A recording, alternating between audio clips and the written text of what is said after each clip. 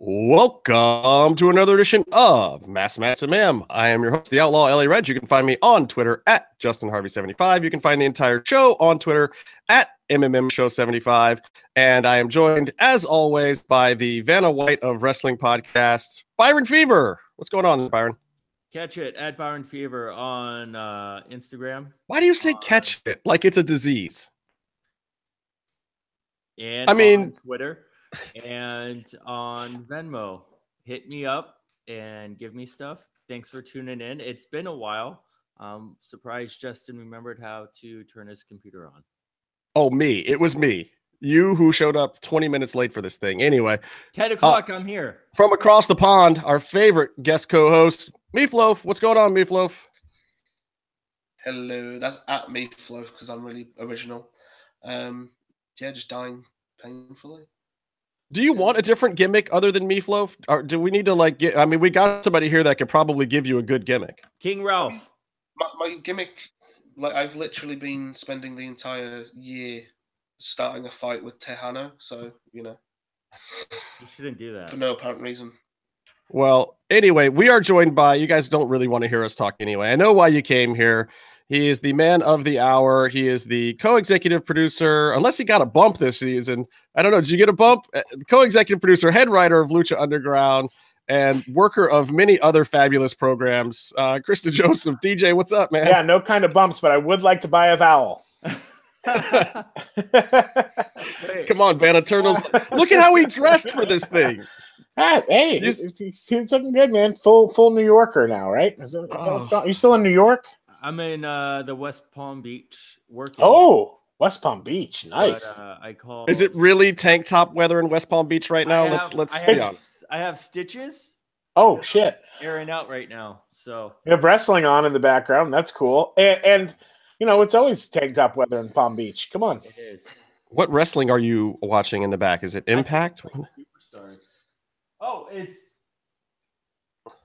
it's Bailey versus the third MMA. Oh God, please. Wrestling. No. That seems to be a hot gimmick this week. She does this a lot.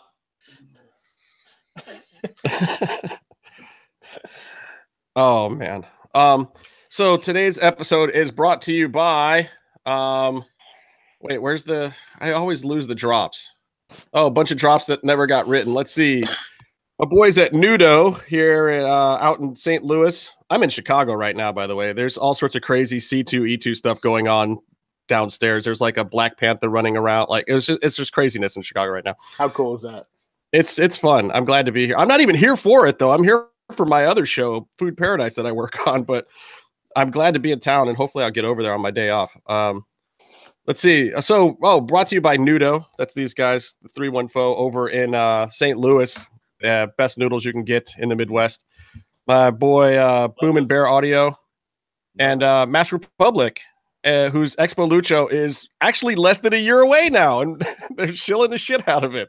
August 31st, 2018 in Vegas. Get there. If you like Lucha Libre, I think all of us are going to try to make our Hajj to Vegas for this thing and see if we can't set the world on fire with some Lucha Libre fun that weekend. That's it. That's all the drops I have. All right, it's the same DJ, I gotta. Mania, though. What's wrong with that? That's a good thing. We'll all watch Triple Mania in a hotel room because the internet's going to be sketchy, the feed's going to drop out, and it'll be fine.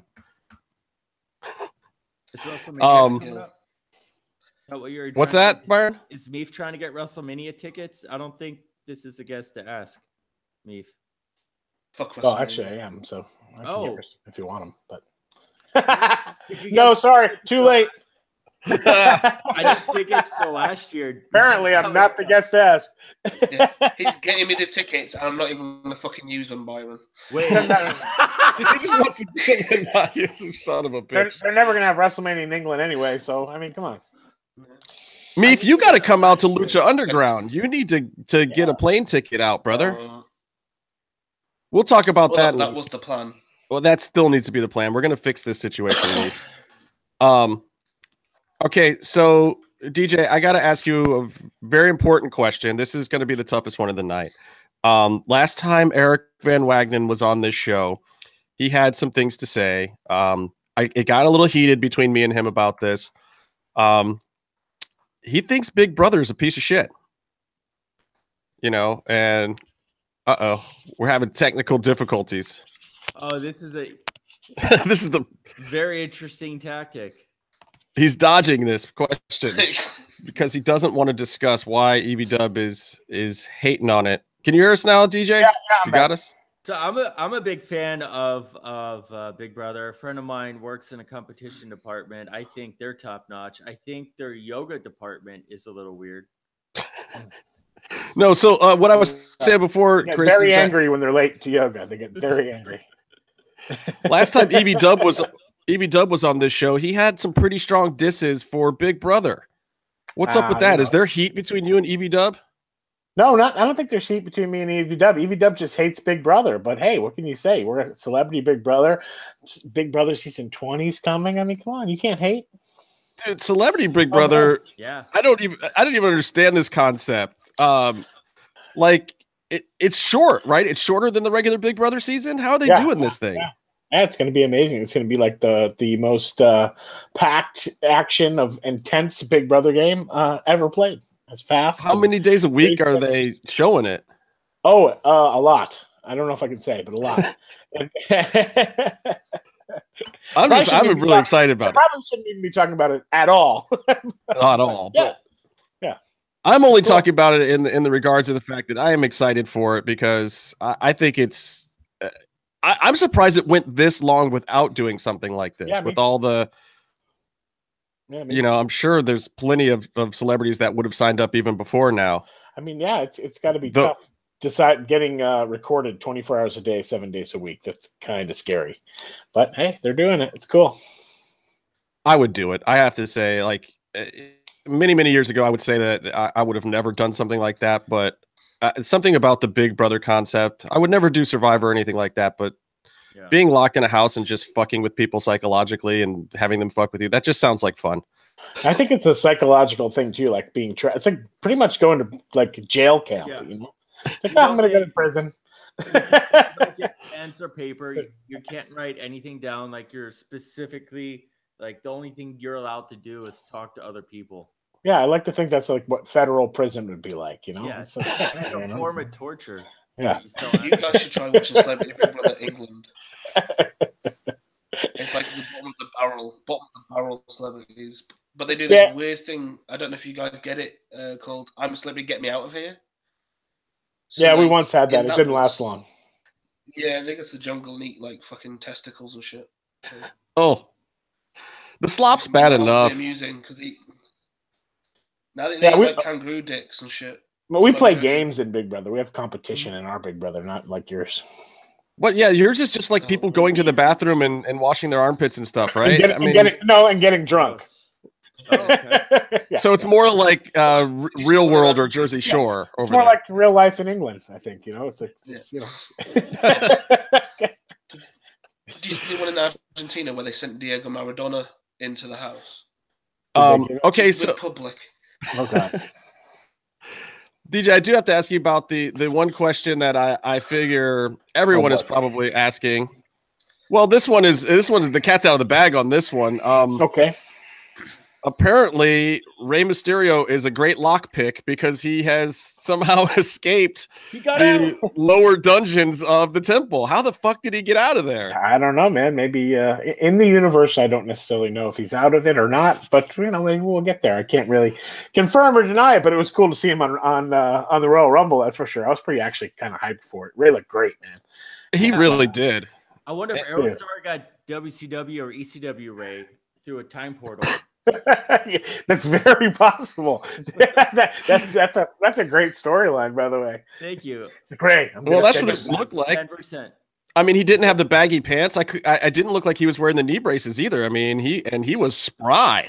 Yeah, man. And he was jacked, dude. I was like, man, Ray, looking good. Yeah, that was really excited to see that too. And as much as I know, go ahead, DJ. I was gonna say that. Yeah, that was probably like my favorite part. And I like I like when there was like the three staples versus the three new guys. That was cool. I like that. That was a good moment.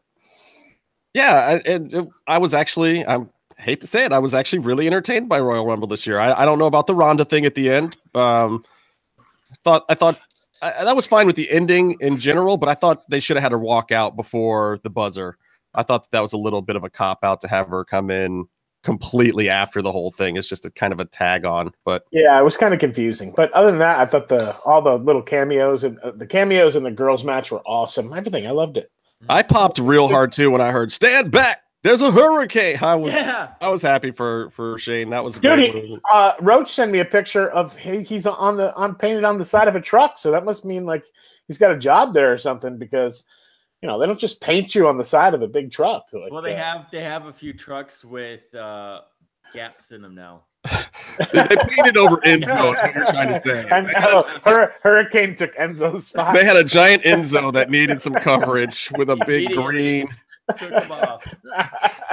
There's a sale on green, and they had to paint Enzo out, so they said, "Who can we bring back?" God, I didn't even think of that, but okay. Thank you. Thanks for the Borash, and Shane Holmes has been doing some agenting too, right? Like he's sort of multifaceted as far as what he does. I mean, it makes sense to bring him into NXT. He's a good dude. Yeah. Yeah, I mean, I have to ask a question though. Mm-hmm. Uh-oh. Because you said this, Justin. Go. Did DJ get a private jet to try and stop Kelly from getting undressed? You were breaking up all over the place. Is this a Kelly? Oh, is this the Kelly question? The Kelly. What's the Kelly question? Were you the one that wrote them stopping Kelly from doing the strip dance thing? Hell no. Oh, come on. You wrote that. Somebody who was the evil bastard that stopped that gimmick? It wasn't me, that's for sure. I was responsible. Anything I was ever responsible for on ECW, it was bringing Matt Sydal on ECW and making Taryn Terrell and putting Taryn Terrell on ECW. Those are my two biggest accomplishments when I ever had the reins of that show. That's pretty solid. Yeah, dude. I mean, personally, like Vince was like, "So why do you want to put Taryn on?" I was like, "Well." Well, he's like, she's only been in developmental for like a month. Well, she's plenty developed, Vince. She's plenty developed. She has a huge future, I think. And look, dude, she does. She has a huge future. I picked one. I picked a good one. There you go. Yeah, she did great. Yeah, dude, she became a great wrestler. Everything. So, yeah, pretty happy for that. And Matt Sydal. I mean, God, what are you gonna do about that guy? He's the man. Yeah, for sure he is. Now, before we leave the Ray thing, I had asked Evie Dub when he was on the show last time, when we had just heard rumblings that he might be trying to negotiate somewhere else, that, why you guys came up with putting him in the cell when you had kind of a cliffhanger here. And we know, like, it wasn't a year and a half before any of this went down. So obviously, I know you guys thought you were coming back sooner. But any regrets about doing that now and not leaving a little more ambiguous or to give yourself room to write him out of the storyline? No, not at all. I think that was the best decision we made at the time, for sure. I would never change it. Was there any opportunity to go back and do any edits or anything? Probably not, right? I mean, that stuff was already in the can for a long time. Well, no. I mean, there was two finishes to that match, So it's like, so I think it all worked out the way we kind of had planned, and yeah, we left it that way. It's always somewhere to go with it. I don't know, if you were there, you saw there was a portion of it of that match that was lifted out, and it was done completely on purpose. So yeah, I think I was the only one of us that was there that weekend. There. Were you there? No, I don't think you were there for the last one. Anyway, it doesn't matter. But as far as I know, just put a corpse there. It was an appearance on the Royal Rumble. Put a corpse in there. No, I missed Ray's last one. But so now we're talking. There's definitely no chance of getting Ray back now, right? I mean, that's I can't say or not, but I don't know.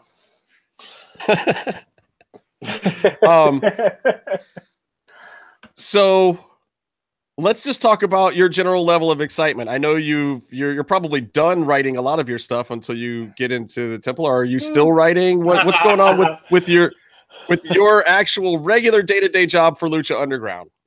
Still writing. We're getting there. We're at the end. We have it pretty much mapped out, but there are pieces of the puzzle that we're trying to fill in, that we're trying to make sure are good to go, and it's all the last minute pieces that are falling into place, and hopefully they do, because otherwise then I'll have to change some things again. But then again, when it comes to Lucha Underground, sometimes when that shit happens, the best shit happens. So, if we have to rewrite, we have to rewrite. But I think it's going to be exciting. It's definitely crazy, and I'm like, I know I've been talking to Roach, and we're just both super hyped to get back. I think everybody's super hyped to get back.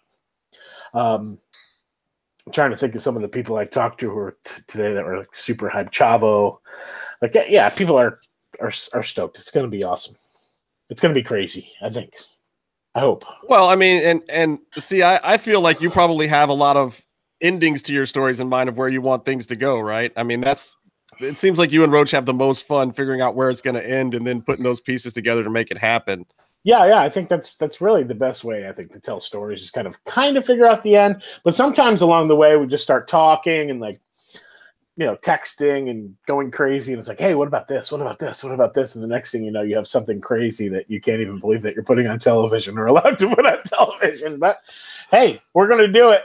We're going to, with Lucha Underground, it's like, you got to go all in. You got to go all in every time. You got to put all the chips in and hope it works. Uh-oh, audio. You still there? You good? I know Jim's trying to get in too. Hello. You there now? You got us? Yeah. So we haven't really had a chance to talk to you since season 4 officially got the green light. How are you feeling about it? I mean, how you feel about still being at El Rey as the home of Lucha Underground? And I know you guys got a little bit less of an order this time, but does that make it easier or harder to write for? So what's your... Okay. I think it's been really that long since I've been on here. But yeah, it's hard, I think, to have less. With 40, you can, or 37 or 39, I can't even remember how many we had the first season. It's a lot more difficult because there's so many stories you want to tell, and here we kind of have to put on some blinders and kind of narrow the storyline and focus it a little tighter. But I think it's good. I think it's good for a short season. I think it's pretty awesome. I like it better than season 2, at least on paper right now. But how do you expect the tapings to run as you progressed every season? The tapings have got more jam packed and more random. And I noticed in one of them you were shooting them out of order, so you'd have someone who was scheduled like just to work with you guys for a month. And how do you expect that to work with how your shooting schedule is supposed to be like now? I think it'll be. How scared are you of injuries too? I mean, that has to be. That's like a 17-part question, Byron. I know, but I only get to talk like once. I am terrified of injuries. Terrified, but it's happened before and we've adjusted. Not in this short amount of time, but it seems like every season we have a shorter amount of time to execute our vision. But look, I think we're going to be okay. I think there'll be, per tape day at least, there'll be less content per tape day than last season, because last season per tape day we were doing like almost 2.5 shows, so it'll be a little less than that, which will be good, I think. But I think the trick, DJ, is just have Pentagon drop the belt to Ivelisse at the very first taping and get it out of the way so that you can have that moment and then film the rest of her storyline after that so she can be the champion this season. I mean, they already figured it out. She already has a broken ankle. So she starts I feel so bad for Evie. I'm really hoping, and I have no idea what your plans are for her, if she's even coming back or what, but I really hope that she gets a good run this season, because when she came in for Ultima Lucha last year and like her pop wasn't what I think it should have been, I was just like, oh fuck, Evie's so good, guys. Like I really want to see her get that moment that she was so close to really having that big run.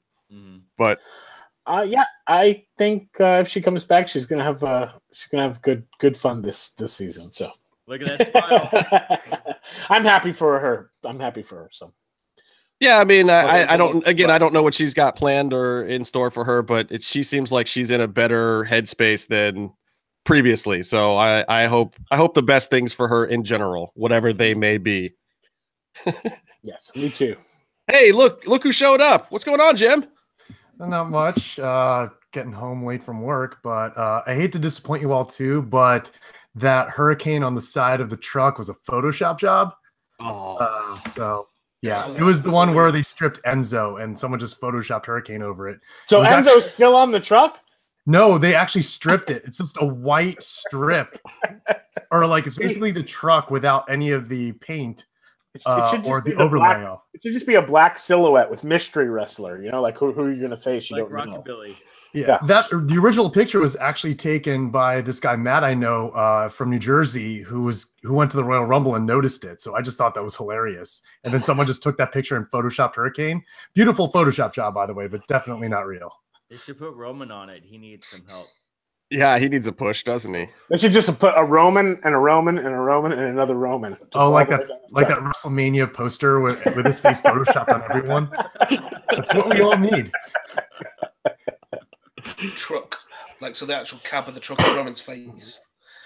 I would just imagine Roman's truck would actually just be a giant fist going across the highway.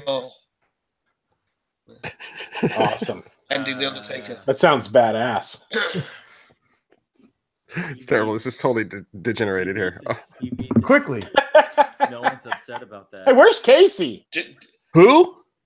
Yeah, Casey. Oh, come on. You know where he is. He's somewhere ducking you right now. Yeah, I know every time, man. He's watching the stream like in an alleyway on his phone crying right now. I will say this, though, that his new podcast that he's been moonlighting on us with, Read More Horror Comics, is actually pretty good. And I don't know shit about horror comics. I know, like, they mention the sci-fi stuff, and I'm with them, but they talk about horror comics sometimes, and I have no clue. But it still manages to be fairly entertaining. So props to Casey for cheating on us, you son of a bitch, and starting a new podcast with a whole bunch of other dudes that are funnier than us. Fuck you. But yes, he's ducking you. It's okay. 110% he's ducking. He says he's not. He's made up some excuse about measles or college or something, but too many classes. He's like, and he ducked me at PowerCon too. Yeah, you guys were both there at the same time, and he saw you coming around the corner. He grabbed his merman figure and he was like, "I'm out." I think that probably had to happen. What'd you think of the toys that made us?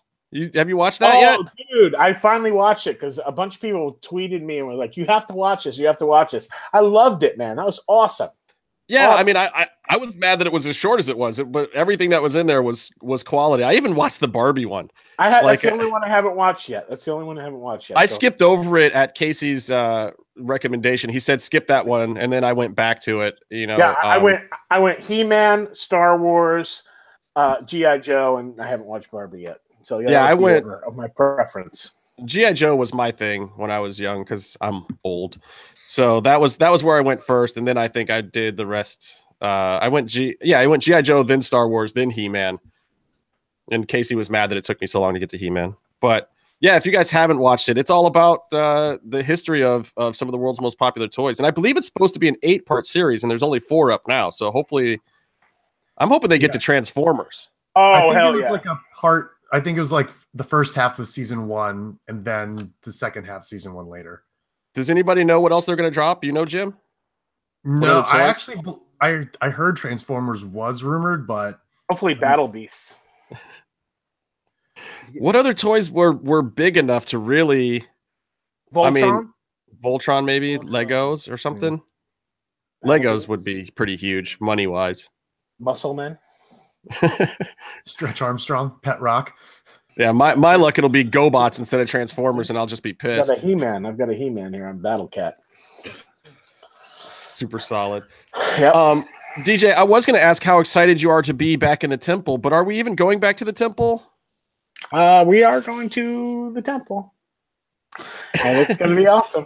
Is it still located in the same city, or it might not even be located in the same time? So I don't know. You know, so we'll we'll see. It's a prequel.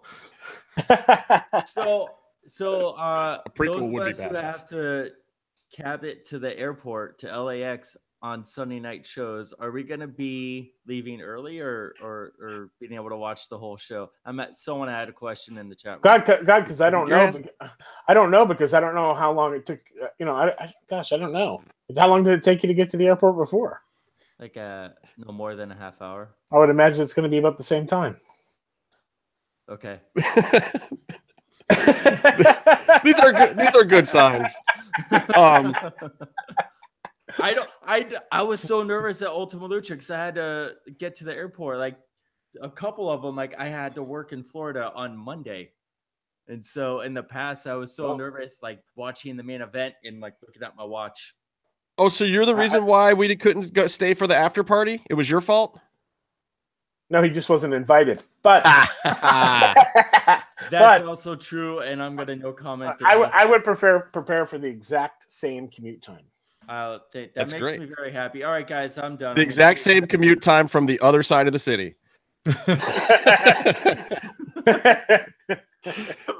Is there any word on when tickets might drop or tickets going down the same way? I know a lot of people are asking me. I promised I would ask you, even if you can't tell us. I can't tell you, but I know it's coming soon. Turn your notifications on, people. Yeah, turn your notifications on for Hey, if you're like me, they've never been off, so Mine haven't either. I've been sticking in tight. What do you think about? And I would just follow everything you can. That's like El Rey, Lucha. Follow everything. Follow everything. Oh, very smart. I should turn on my El Rey notifications also. I think they were on at one point, but should we turn on Robert Rodriguez notifications? Yeah, probably, maybe. I don't know. He'll retweet, I'm sure. He will. He's down. I'm so excited that the whole thing is coming back to, and we still have Skip around. Of course, we can't have Lucha Underground without Skip. Well, that's what I figured too. But then I heard less money, and I figured one of you guys was going to have to take a pay cut. So I'm guessing Stolman's getting less this year, right? Stolman's getting paid. I thought his payment was sitting next to Melissa the whole taping. Yeah, his payment is that he gets to ring the bell. That's his. That's all he wants to do. It is an honor. I mean, especially ring the bell. You get told to ring the bell, by somebody, of that level. It's like, yes. Well, is Melissa going to be back now that they've had their little cyborg? I mean, half machine, half human baby. It probably depends if it decides to kill its parents. Like you don't know. When you give birth to a baby machine. Machines can't be trusted. It's alive. Hopefully, it's got good programming. I'm sure it has the best programming, and it's going to be like a beautiful child for sure. It's probably going to be like the world champion and a ring announcer at some point. Yeah. It would probably be like a pro athlete and model and actress. Yeah. So yeah. Well, she seemed to stay in good shape the whole time, so I was like, "Damn, with this timing, maybe Melissa will actually make it down for a couple tapings." Who knows? To have good genetics, gosh, damn, good for those people. I know we have it so good. Yeah, you were totally who we were referring to. Yeah, hey, the tank top, man, Palm Beach lifestyle. Can't afford sleeves. Working TV. It's definitely a lifestyle choice. You are a bright white neon bulb in the darkness of life, Byron. Bulb in the kitchen ceiling staring right at me, and I'm not tall enough to move it. It's purely reflective. I feel like if I had a camera right now, I could just white balance it using Byron's face. DJ, the chat room really has the most urgent of all questions that could possibly be asked tonight. Oh shit! Will we see more Vinny Massaro in season 4? From Vinny Massaro. And you will see. You will see. You will see Vinny Massaro in season 4. That's for sure. You will see him. Vinny's going to be back. He will be. Hopefully he's dirtier. Hopefully he's, I don't think he does laundry. I don't think so either. Which I think if that's what you're shooting for, you are fine. He has like a nice pizza stain, a little chicken barbecue sauce. Yeah, what type of food is he going to be eating this season? I don't know. Hope maybe he'll get some. What is that? 1-8 fa or something like that. What is that? What? Hopefully he goes to St. Louis and gets some noodles. It's a La Croix. No, this is the 3. That says 3-1 fa. Oh, 3-1. No, 8. Yes, 3-1 fa. I love that. Yeah, that's their area code there in St. Louis. That's a. Yeah. Check out Nudo, and they have a pho place, Miley, out there. It's fucking both super good. One's like a ramen spot. One's like maybe he should start rating that instead of everybody's pizza pictures. You know? It'd be hilarious. Sometimes, by the way, this is totally off subject, and I've already ruined the show anyway. But Vinny gives hot for an Italian guy. Okay, he gives very high ratings to bad looking pizzas. Sometimes I think, in my opinion, from a heavyset Italian man myself. Yes. It's like, God, that's horrible. Well, maybe you should be the authority on what's a good pizza. I probably should be the authority on that. But, you know, he's got the market, man. He's the Twitter man. People, man, some of the stuff he drops is so damn good. He is the third or fourth most recognized wrestler on Twitter these days. He's really good, man. He's really good at it. If only he could win some matches. I mean, that's the question the chat room should have asked. Will Vinny Massaro win a match this year? Is he going to start winning matches by submission just so people smell him? No. Right. Chances are Vinny will probably never win a match. But, you know. I'm sure there's a way for him to win a match, just not in Lucha Underground. Yeah, he's at the VFW. He's won somewhere before, right? I mean, he's had to have won something somewhere. Really? At least once, right? Maybe not.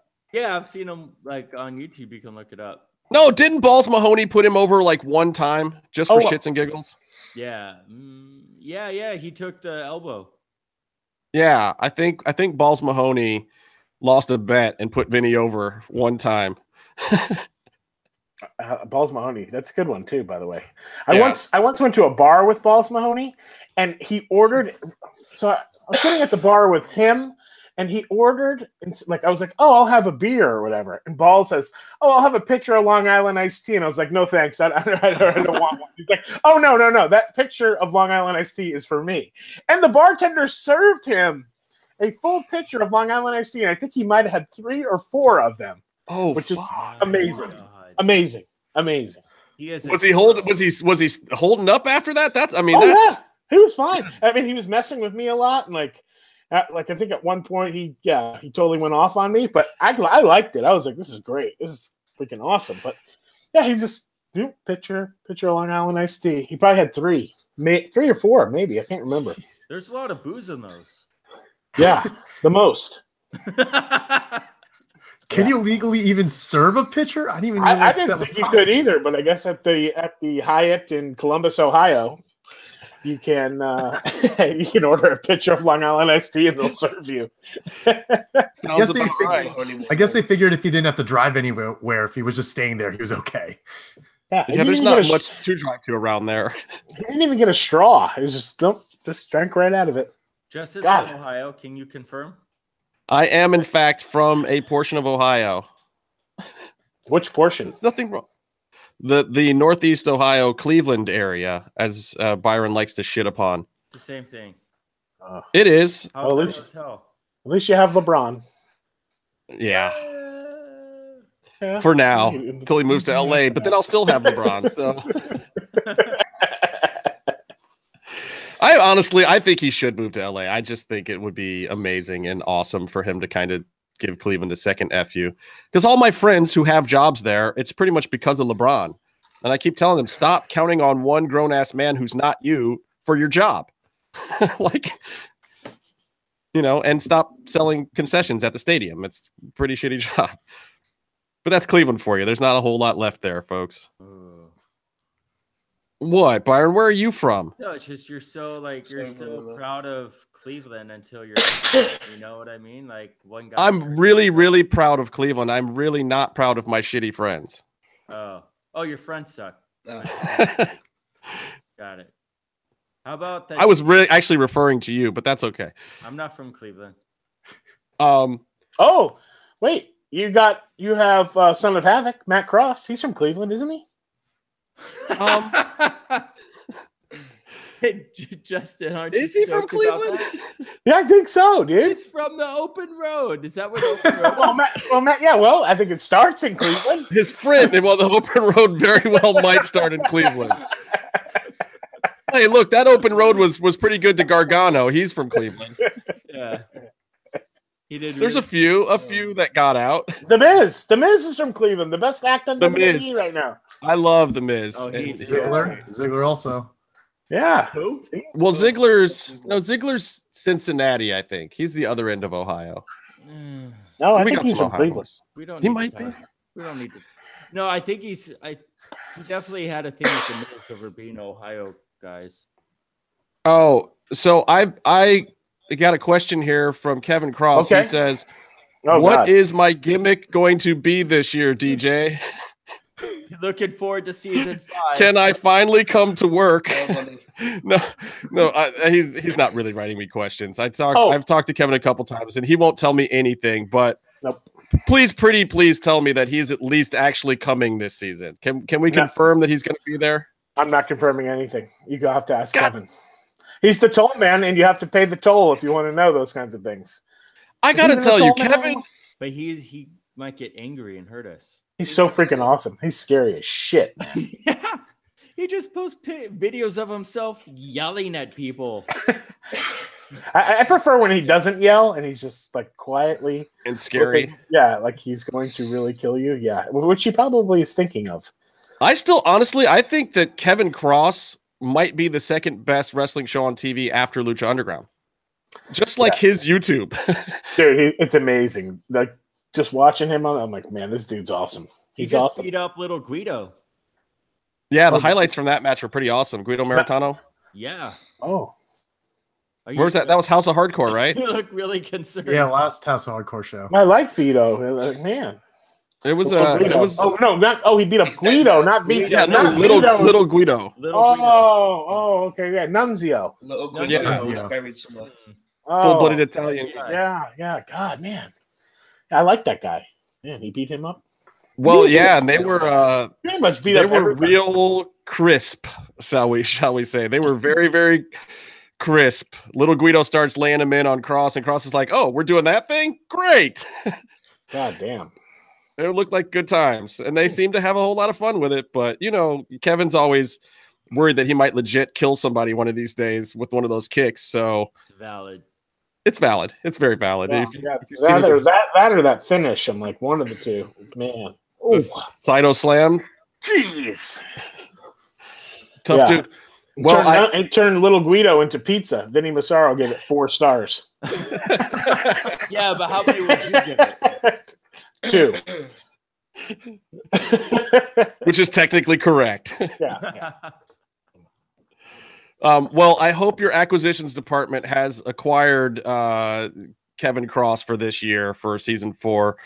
We've acquired. That's for sure. We have acquired. All right. Yeah, you'll see people that we've acquired. There will be new faces in Lucha Underground. That's for sure. Who would they be? Not you. Well, you're going to be there anyway, though, so that's good. Yeah. Trying to think of somebody. Can you say anything about any of them, or can you hype anything? Trying to think who I can hype to, guys. Man. Oh, we got handsome Chris Roach. If you guys have seen that. New backstage interviewer. Yeah, no, I can't tell you anybody. Sorry. Are you it's gonna good. do anything new with the format, like the Rey and Mundo match? Yes, or there might be a little format thing. There might be some there might be like some more in-ring segments and things like that will happen, which I think is cool. Well, just acquisitions wise, without saying specifically who you've acquired or where you've been looking, are we talking like some more luchadors and some indie wrestlers? Is it like comprised of both kind of things, or what? Yes. You know, where are we pulling from? We're pulling from everywhere, and it's awesome. I think. Yeah, I mean, Evie Dub, you know, kind of let it out that he was hoping to get some stardom people in there, maybe some people from Japan, hopefully some more AAA, and some more just American indie wrestlers. So I'm hoping that we see some of the best of those worlds showing up. Yeah, we have a nice mix, and we have pretty much everybody else coming back, which is going to be fun. Is it easy to get a hold of people now too with the little bit looser contractual obligations? Lucha Underground, like easier to like get somebody to come and agree to be on the show. That really hasn't had anything to do with it. Most of the people that have talked to us about it have been like, "Dude, I love the show. I want to be on it." Good. They're right, which is cool. And I think that probably did help, but they've never said it to me. They've just been like, "I love the show. I want to be on it." But I'm sure that they've talked to other people around and been like, "Hey, it's pretty chill there now, and you can go and have fun and do whatever and be on TV." So yeah, I think that's. Well, I'll say realistically, a lot of people that seemed like they were not in the good place for a while seem like they're much happier now. And I don't know what things were worked out with those people, but you feel very good about the grumbles that you were having being kind of squashed and settled now? Yeah, I mean, I think everybody was grumbling because it was a long time to wait. I was grumbling. I just didn't air it, so, but yeah, it was tough, but it's so exciting to be back just because the vibe, the environment, you guys know, you even go there. It's cool, man. It's fun. And I think that's what makes the show special, and that's what makes it work. But so outside of the Lucha Underground world, AAA. I know that and I don't know a lot of what's going on with AAA now. Meef has probably been watching it a whole lot more, but it seems like every time something gets going that I really like, it kind of goes a different direction. Where do you imagine AAA is going to go between last year's Triple Mania and next year's Triple Mania? I think it's going to go pretty. There's some good stuff on deck. It's just they made a big announcement today. What was the announcement? Meef was paying attention. Meef, what was the big announcement? Did it have to do with Vampiro? Bam! Is my volume working? No, it did not have to do with my volume working. That's a surprise. That's a good question, though. I'm just going to say that was a great question. You made the joke before I did, anyway. So. I was trying to set Meef up for that joke, Byron, but you totally just jumped right in there. Yeah, I love Vampiro, but that was good. Well, I mean, he does have an opinion about who he thinks is the most over guy in AAA. Mm-hmm. Himself. It's a strong. I do want to send shout outs to anybody who's in the chat room, and it looks like it's packed in there. There's a lot of people in the chat room. Mr. Krabs. Oh, I love Mr. Krabs. He loves money. He wants to know how Ray got out of his cage. You don't have to answer that. Maybe you're gonna have to watch the season to find out. Even if he gets out, who knows? Well, I mean, and I hope that you guys can address it. I don't know, like, if his rights to his name have gone somewhere else. Are you still even allowed to talk about him? We usually leave no stone unturned, so I wouldn't worry about it. I would love it if you had footage of him in like 3 hours of footage of him just sitting in his cell and periodically just go back to it. That's the first 3 episodes are just first, second, third hour. Just Ray sitting in his cell. He gets up, goes to the bathroom, gets up. I just imagine Ray's picture up on Captain Hotness's wall along with the other missing. What is she doing? When is she going to be back? She's in a different country right now. We got to fly her back. I think I'll pay for it. Oh, you will? Please, because I'll pay for the plane ticket. They've said we've had to tone back the money a little bit. So hey, if you're willing, I mean, I'll have to seriously consider this one. I think that Carmen really should get back over here. I love that she's Captain Hotness. That's the greatest thing ever. The very first time she debuted or whatever, we were talking about her on the show, and I could not remember the character's name for the life of me. So I just said Captain Hotness. And then she actually listened to the show, so she was busting my balls about it, and it just stuck. So she's just Captain Hotness now. She's Captain Hotness. We salute you, but she's a married woman now. She's a married woman. We should change it to Mrs. Captain Hotness. And a great singer. I didn't even know that. Oh, the record's great, and she directs her own music videos too, and she's got a bunch of videos. Go check out her YouTube page, Carmen Perez Rosnes, I believe is now what it's under. If you haven't seen it, and go back in our logs, there's an episode where we interview her and she talks about, she's an artist too. She's a painter. She's very multi-talented and plays the best damn cop on Lucha Underground, better than that Van Wagenen guy. And Katrina's mother. Yes. Wow. She's juggling a lot. Oh, got a lot going on. And her storyline. Yes. I'm supposed to tell you hi from one gentleman named Urban Heretic 187. The man. Wow. The man Urban. I saw the heels over the holidays because I go to Tennessee. I saw pictures. How was that? It was awesome. We hung out. I had Mexican food with Urban, and we hung out at J-Man's house. How was the Mexican food in Tennessee, or did Urban make the Mexican food? Oh, no. We went to a restaurant. Was it good? Yeah, it was okay. You said that like you would not eat Urban's cooking. What's wrong with Urban's cooking? He lives in a fucking barn. Does he have a stove? He can cook. I don't know. You've never been to the barn? You live in a barn. I use the restroom in the barn. I would not eat food from the restroom. What is the restroom in the barn like? Like a thing of hay, or like? Well, there's like a toilet and towels and a sink, but there's no oven or stove or even a microwave. Are there animals in there? There's besides horses. Urban. There's horses, but they were around the barn. It was awesome. It was really cool. It's cool to hang out with them. I love those heels. I'm in Florida, and surprisingly, the Mexican food here isn't that great compared to Los Angeles. Yeah. Cuban food, Puerto Rican food. Don't eat Mexican food in Florida, Byron. So yeah, shout out to Urban, shout out to Polycross, Mallory. Hopefully, a lot of these people will get to see again soon if tapings are ever announced. Who else? Yeah, I was on a conference call today, and this might. I might blow up my NDA and all that stuff. But yeah, they're coming soon. There will be announced soon. Yeah, I mean, I was almost expecting to see it this Wednesday, and who knows? It's one of those things where they have to do it, right? Right. I mean, you got to have an audience, right? It's like I always say about the show has to make air eventually. So no matter what happens, somehow it'll make it on the air. So it can't be that bad. Yeah, no matter what note you get.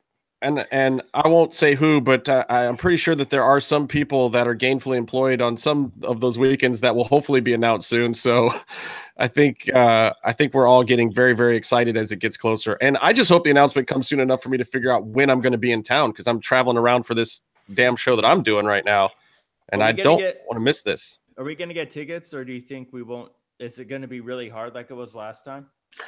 I don't know how it is. I know that there'll be. The process is supposed to become easier. So interesting.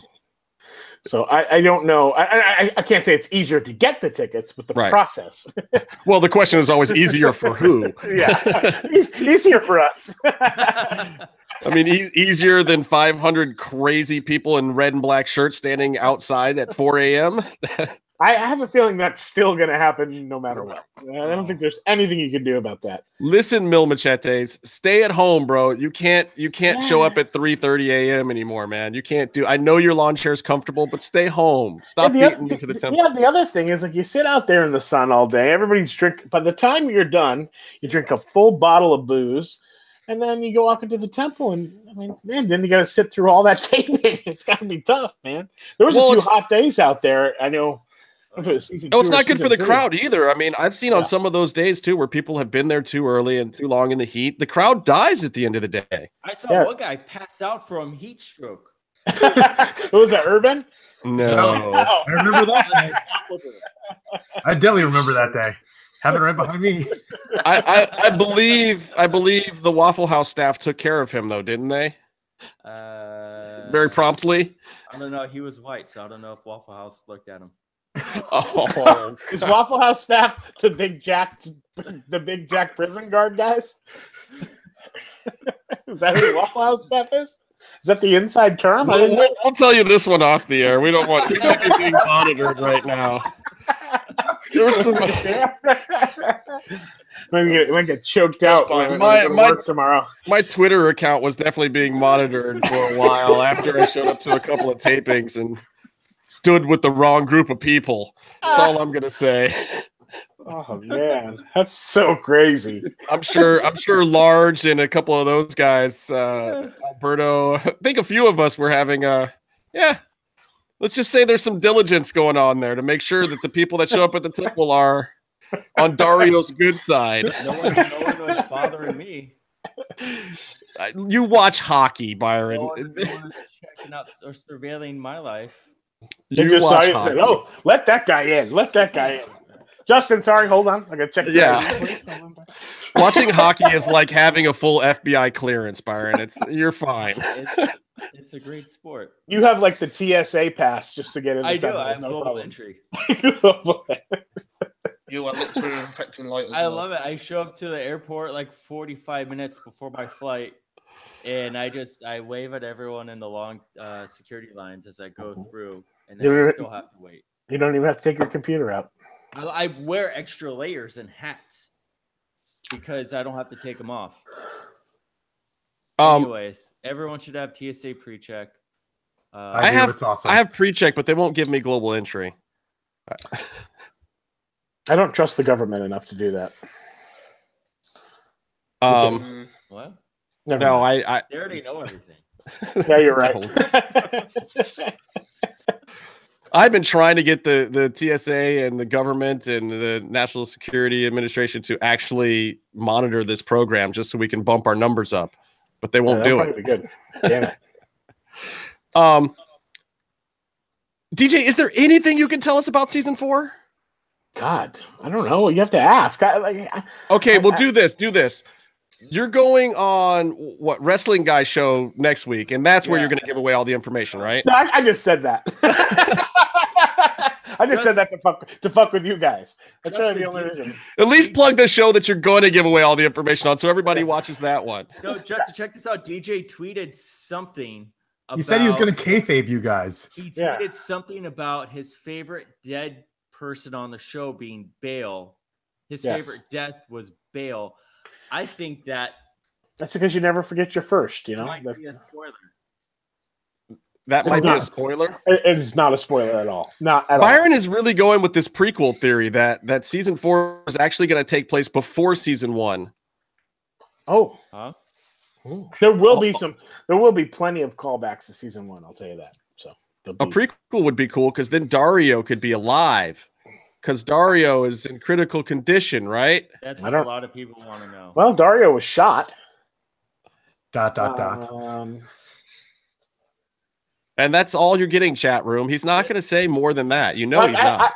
How do I see? I can't see the chat room. Or does that only go to you? Or am I just stupid? No, it's in YouTube. If you go to the actual YouTube page that it's broadcasting on, that's where there's a chat page. So I actually have 2 separate windows open, the one that we're in and this like if you click the link in a second window. Any good questions in there?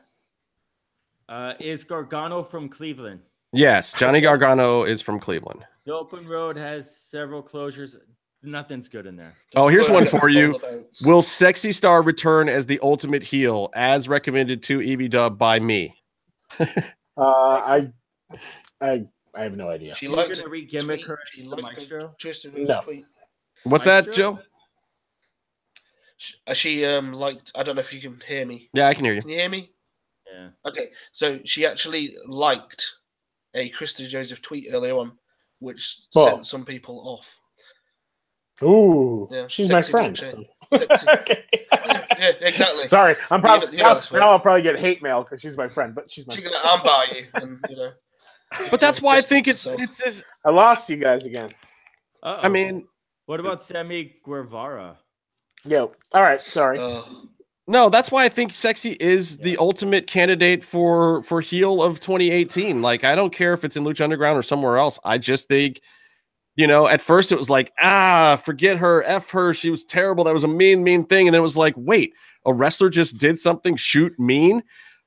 Why is everyone not jumping on using that for storyline and just letting her get receipts wherever she goes and having her be the ultimate heel?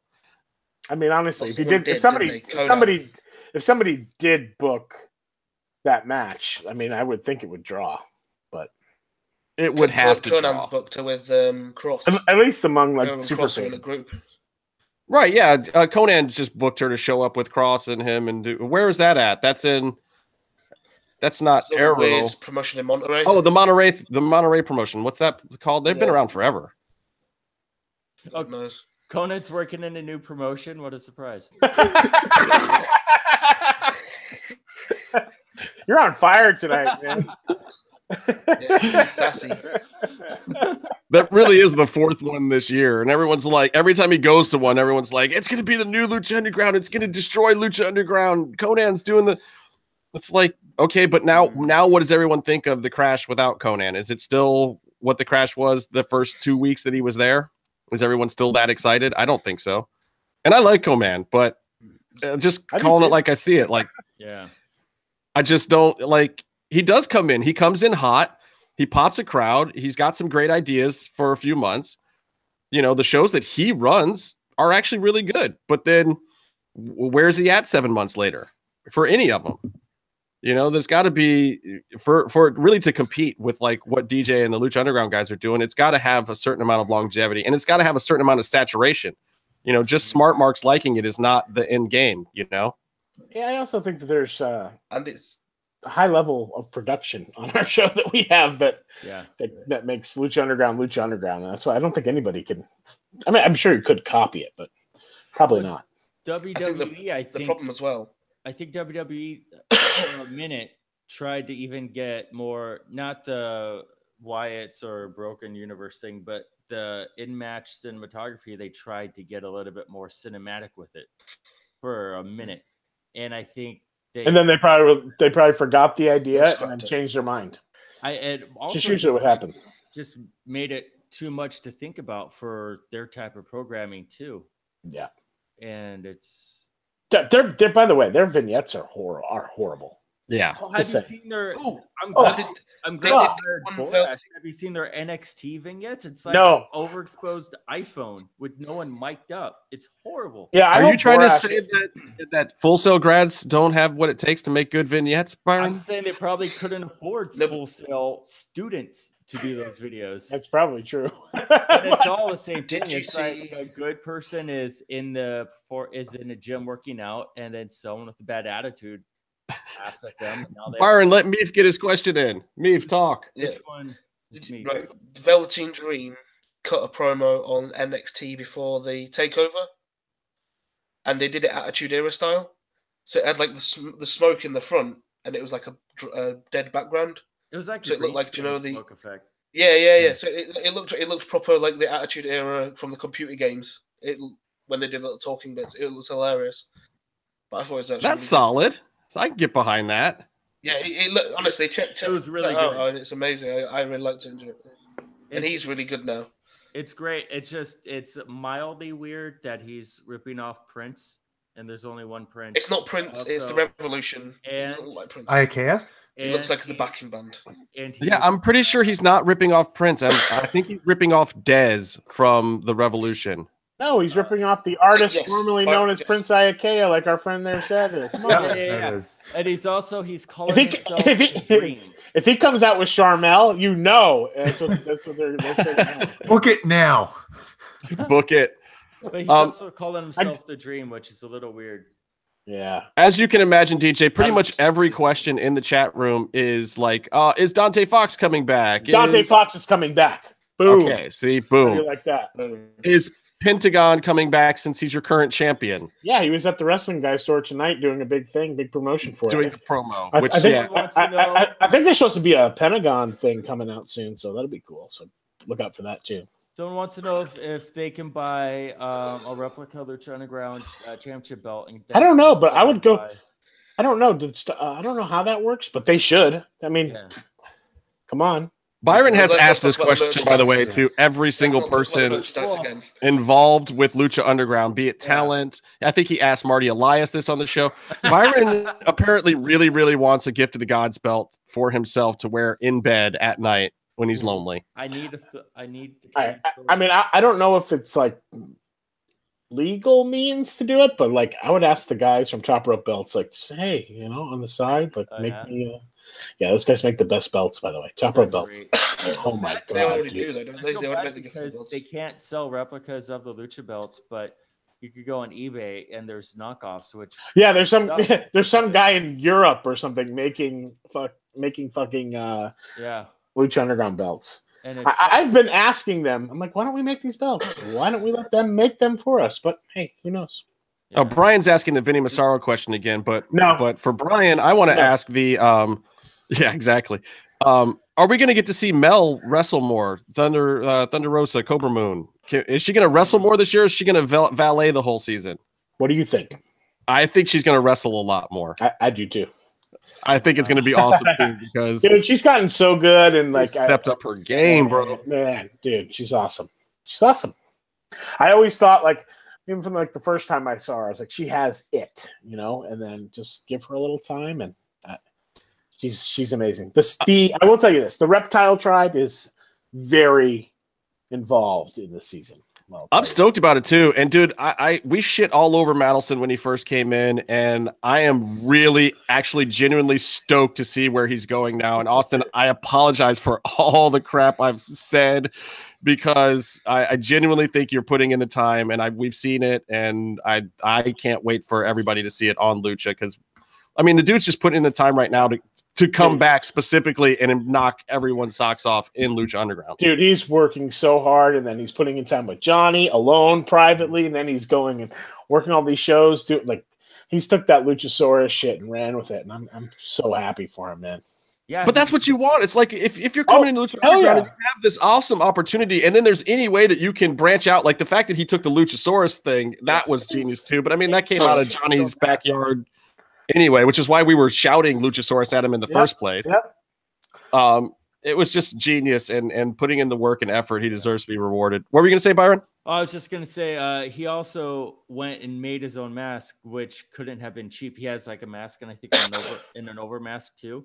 Yeah, I don't think that was cheap. Yeah.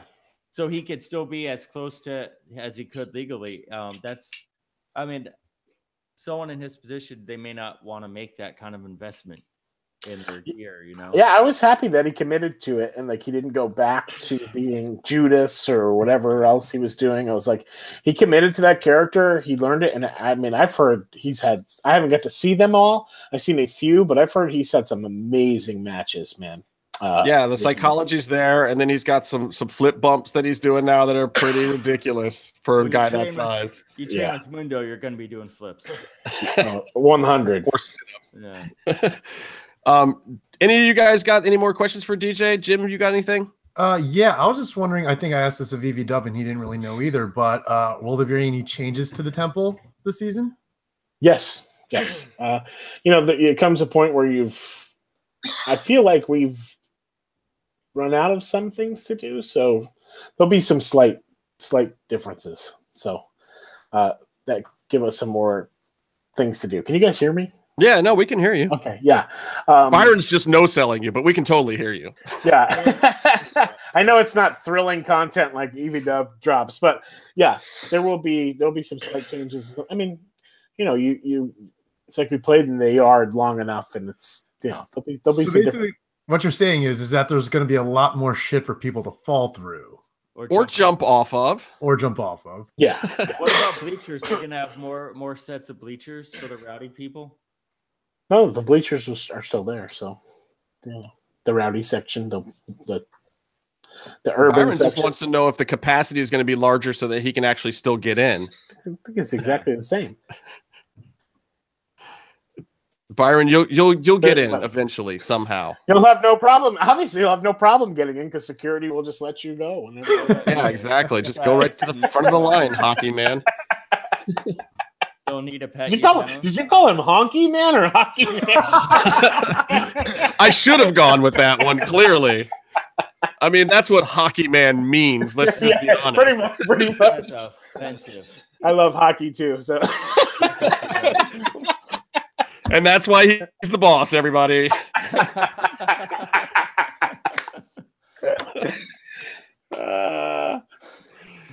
Good stuff. I'm trying to think if there's anything that I can tell you guys that will. I know it's so hard because you don't have your NDA right in front of you to figure out what you can and can't say, right? Yeah. Plus, I've had some rum, so you know, it's it's a tough decision. Keep the streak alive of blacking out on our podcast. No, that was just after Sexy Star won the belt. He was so happy. Yeah, I was, and I was probably more happy because Casey was miserable.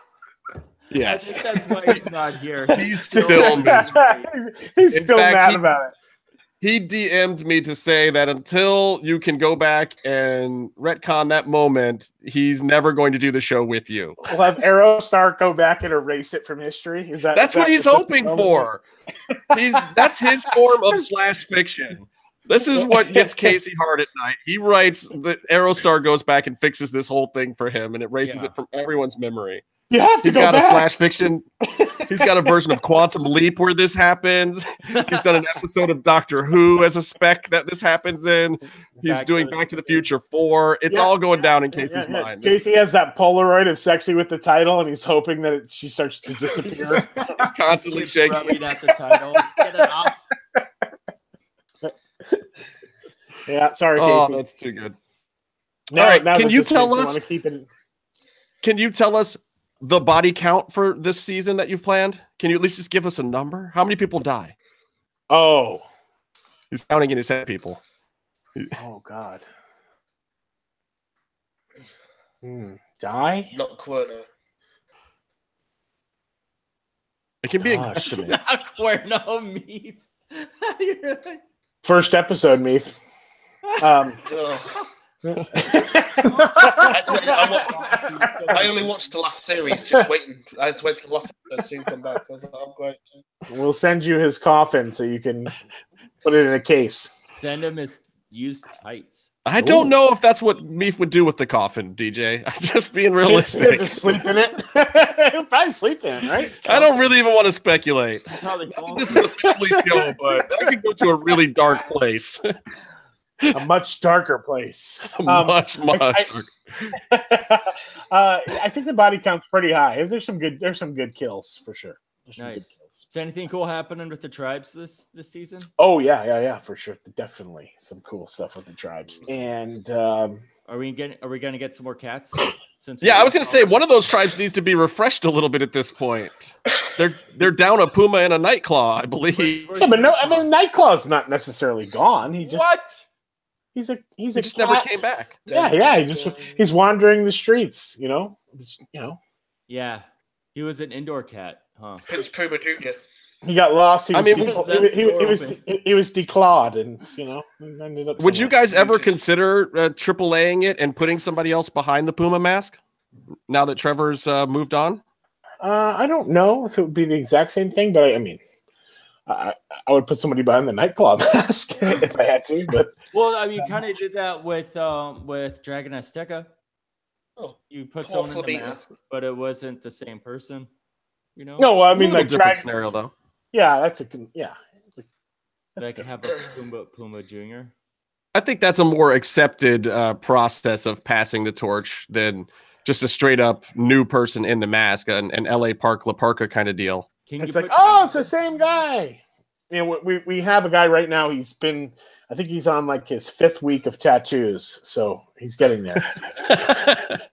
I really wanted Leo Rush to come in and be like Puma Jr., but that Man, I tried to get Leo Rush a while ago, but we lost him to ROH at the time. I think. Is he in WWE now?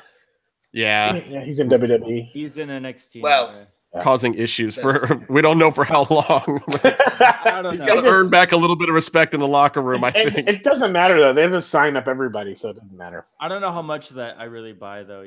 They really use social media a lot to get people to stand out.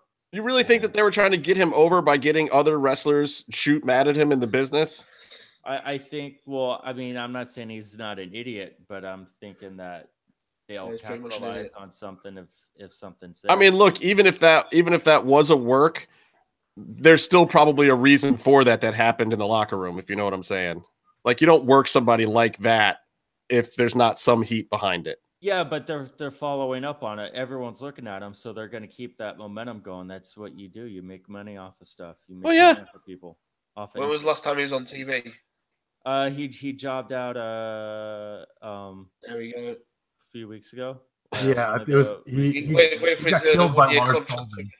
No, bye-bye. No. My favorite Leo Rush story is when I was at a Tier 1 wrestling show somewhere deep in Brooklyn, and I saw Hoke and took a marked picture with him and completely ignored Leo, who was sitting next to him. He once landed on me at a wrestling. Do you know who Hoke is, DJ? Is he on your radar? No. Hoke is the man. He gifts everything. Yeah, he could. I think he works for CW and a few other New York-based shows. Yeah, he's not on our show this season. I'll tell you that. Sorry. So good. Hey, limited budget. Maybe season 5. He'll do it for free. Get okay to put gifts. He's a Twitter guy. You should have him gift for your. Do you have a social media guy? Yeah, we do. He'd be great for it if you need a social media guy. You're trying to get the social media guy fired already, Byron? We haven't even started the season yet. Let's give him a half an episode before we get him fired. Didn't you guys try that last year? It was like, oh, we want Yoni back. Yoni I mean, look, no offense to anybody else, but Yoni is the shit. Yeah. Yoni is clearly Yoni was the shit all around. He was a great dude. Oh, I hated him so much, but he was really good at his job. Well, he's a pain in, I imagine he's a pain in the ass because he knows what he's doing and he can back it up, right? Well, no, he always asked a lot of, like, it was like the kind of person who just asked too many questions, you know? Overly excited all the time. So, yeah, and you know what was good, though, I will say about Yoni, is that over time he learned about, he didn't know really anything about wrestling, and he learned, and he became to fall in love with Lucha Underground, and I thought that was the best part about him.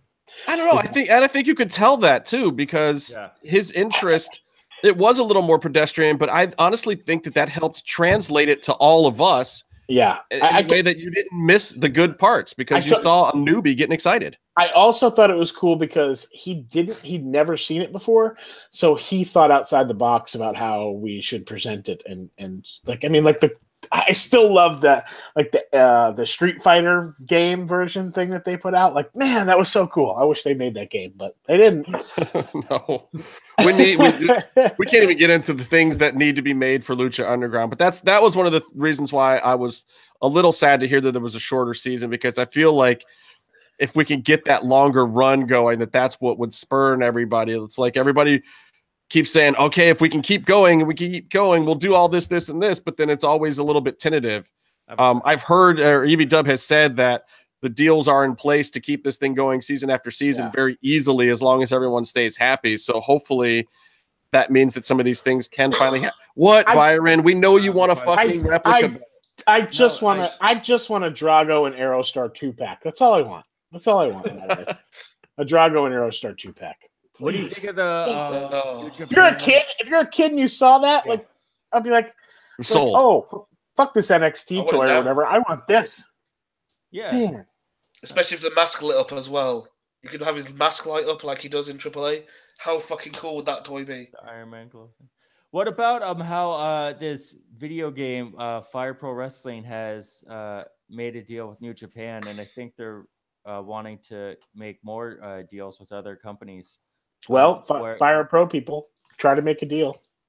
I don't get that. But doesn't MGM have their own interactive department that would probably want to do that themselves? I don't know. I don't even know how that works. You know more stuff about that than I do. I'll make some calls at MGM for you, Byron, and see if we can't get the toy line happening. And I just want the stuff. Actually, do you know what I wanted to hook up with Hot Toys? What's that, Meef? Say it again. Sideshow collectibles. Now that would be, even if it was just like busts, miniature busts. Yeah, those Hot Toys are like $300 each. Yeah. What? I mean, even if they made these things. Roach gave me this. This is a Scrooge McDuck. Like, even if we made these guys. Yeah. I did. Some Funko Pops. Hell, the Bucks got one now. Like a Funko Drago? Come on. I did the Phantasma. Yeah, I bet you would. Well, this stuff falls under Lucha Libre FMV, right? This is all Dorian's. Yeah, those guys. I'm sure they got things going, but man, I would love that. You could get a bootleg. I can hook you up with someone. All right. Well, Dorian's really? English is good enough now. Dorian needs to come on the show so we can get him excited about pleasing us fans. Oh yeah, Dorian. I know he thinks if he comes on one of these shows, he's going to get assassinated and just fucked with. But I want to get him excited about what we're excited about, so he sees our vision. I don't want to fuck with him. I want to get him excited. I think he's pretty excited anyway. But maybe I can get him if he comes here. And I don't know if he's going to get to stay though. If he does, maybe I can be like, "Come on, man! It's Thursday. Let's do this." Yeah, that would be awesome. Bring him on. It probably won't. Well, I almost had Skip coming on. I almost had Skip come on, but then that was when the season went into like we don't know if it's getting picked up or not. And then I think the bosses at El Rey were kind of like, let's not go on until we are excited about this thing, So we were. I mean, like Skip was a day away from coming on, and that was right when everything went kind of up in the air, like back in May of last year or whenever. We thought we were all hoping to hear about a pickup, and then it was kind of like, let's talk about this for a little bit longer. Yeah, I also do like maybe one thing I can say, which I probably can't, and I'll get in trouble for. I think we're going to look for a way for you guys to maybe see some content, maybe that you don't always get to see, that only the people in the TV audience get to see. I think we're going to try to expand that a little bit, which I think would be good. I mean, that's cool. Like it's just expanding the distribution through some other means and online stuff. I always thought, and if you go to the Lucha Underground website, there was always kind of room for that expansion even on the website that was never fully utilized. So I always kind of figured once things smoothed out that kind of stuff would hopefully be coming. Did they ever use that online stuff that they filmed with us, Byron? I know the online guys filmed some stuff with us. Probably. In fact, I think Yoni did it. By the way, there's like so much footage, like behind the scenes footage that we have that I would love for them to do something with one day. It's mostly me yelling a lot and like losing my mind, but yeah, there's lots of good.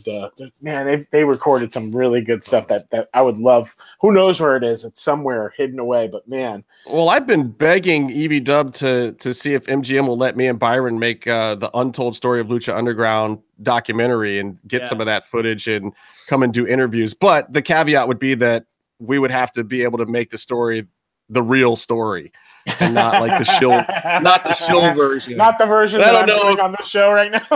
Right. I mean, no, honestly, because and like, I don't even care if it doesn't get put out for 10 years, but how cool would it be to see that story with some of the inside stuff about the investors and how things came about and some of the ups and downs and how hard it was to get going and then the excitement and then the hiatus and just like all the fun stuff and some of the backstage drama. Even funny. Some of that probably wouldn't be able to make the documentary though. But it's funny. I always joke. I'm like, one day, like when it's when the WWE, when it's on the WWE network, they won't ask me for my interview at all. I will just be erased from anything. I think it would be funny, and then we could have that MVP moment, and that would be fun, and No,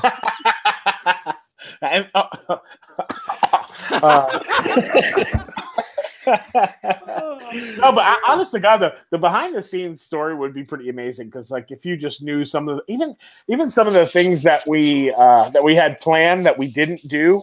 Oh my God. Well, yeah, and that's the alternative universe that could have existed.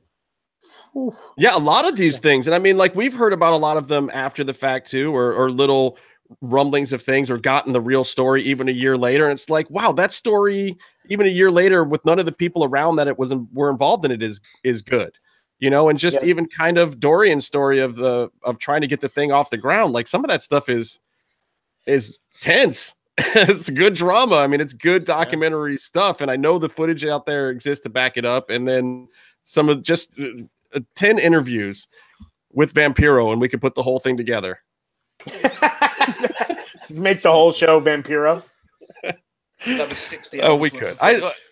Well, Vamp is another one that was supposed to be on the show. He DMs me, asked to come on the show, and then no-sells me for like 4 weeks after that about when he's actually going to have time to do it. I don't know that he could figure out Google Hangouts to do it anyway. But Vamp, whenever you're ready, man, we'd love to have you on the show. I mean, Byron will only bust your balls a lot. He had all these great almond milk recipes he wanted to tell us. No, about. I think if you wanted Vamp on, I'd have to help him, and we could go on at the same time. Because he needs to be like talk through something like that, almost like I did today when I came out with you guys. Well, I mean, look, I figure if we could get Marty Elias on, it took me and Byron and Marty's daughter to get Marty set up. Then he did our show, and then like a week later, he was like, "This is great. I'm going to get on my own podcast."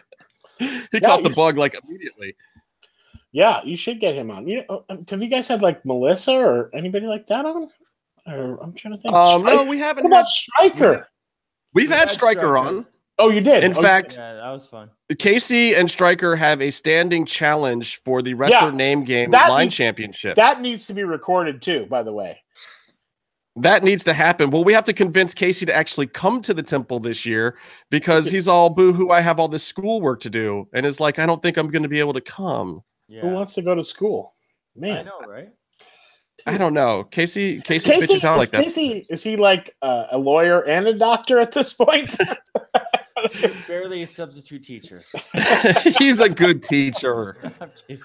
He's working on some kind of degree. I mean, he's trying to get his life together so he doesn't have to deal with me or Byron ever again.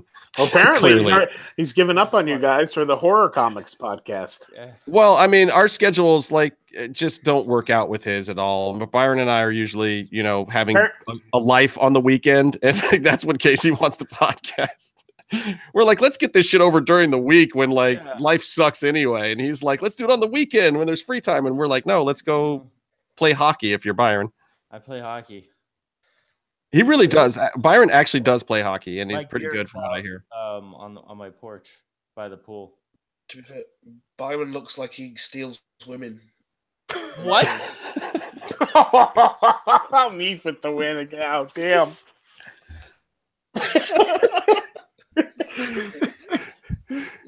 Oh. Meef, what time is it? Isn't it time to wake up in England yet now? It's 4:30. Meef is this guy sitting. Meef has taken a predator. Meef has taken the week off of work to polish his Cuerno Phantasma collection, so he's okay on sleep today. Oh, you're on vacation, Meef? No, I'm signed off sick because I'm got a sinus infection. Do they know that you're doing a podcast right now? Be very quiet. Yeah. Not be sharing this on Facebook. Yeah, I should be writing a show right now. Well, go write a show because we want to see the show. We don't want you to yap with us about stuff you can't tell us about anyway, and then not actually write the stuff you can't tell us about. Yeah, no, damn. Keep the thing open while you do your work. So do you have Roach writing with you? Or is he all tied up with Celebrity Apprentice and that? Are you kidding me? Of course I have Roach writing with me, by the way. I wouldn't do it any other way. And Celebrity Big Brother. I said Celebrity Apprentice. Sorry. Dude, I'm going to tell you, he's a machine. He's not a man. He's a machine. Oh. Roach is in knee deep in Celebrity Big Brother. He is an executive producer of a huge show like that. But he is in love. I think his first love is Lucha Underground. Besides his wife and his kid, it's Lucha Underground. So you're basically getting calls from him at like 1 a.m, where he's like, "All right, I'm ready to do this thing now." Plus, I get to see him sometimes. So it's like we're like walk past each other and be like, "Hey, man, what do you think of that Pentagon idea?" Or like, yeah, it's crazy, man. It's really fun, and we found like at any moment we have off, we talk about Lucha all the time. And then as soon as Lucha's done taping, right, Truth or Dare comes out, right? Oh, yeah, dude. Roach has got like the best 3 months happening right now. Right. So, yeah, he's got Lucha Underground, Celebrity Big Brother, then his movie, his feature, if you guys don't know about it, Truth or Dare. That's April 13th, I believe. Friday, April 13th. 13th, dude. Awesome.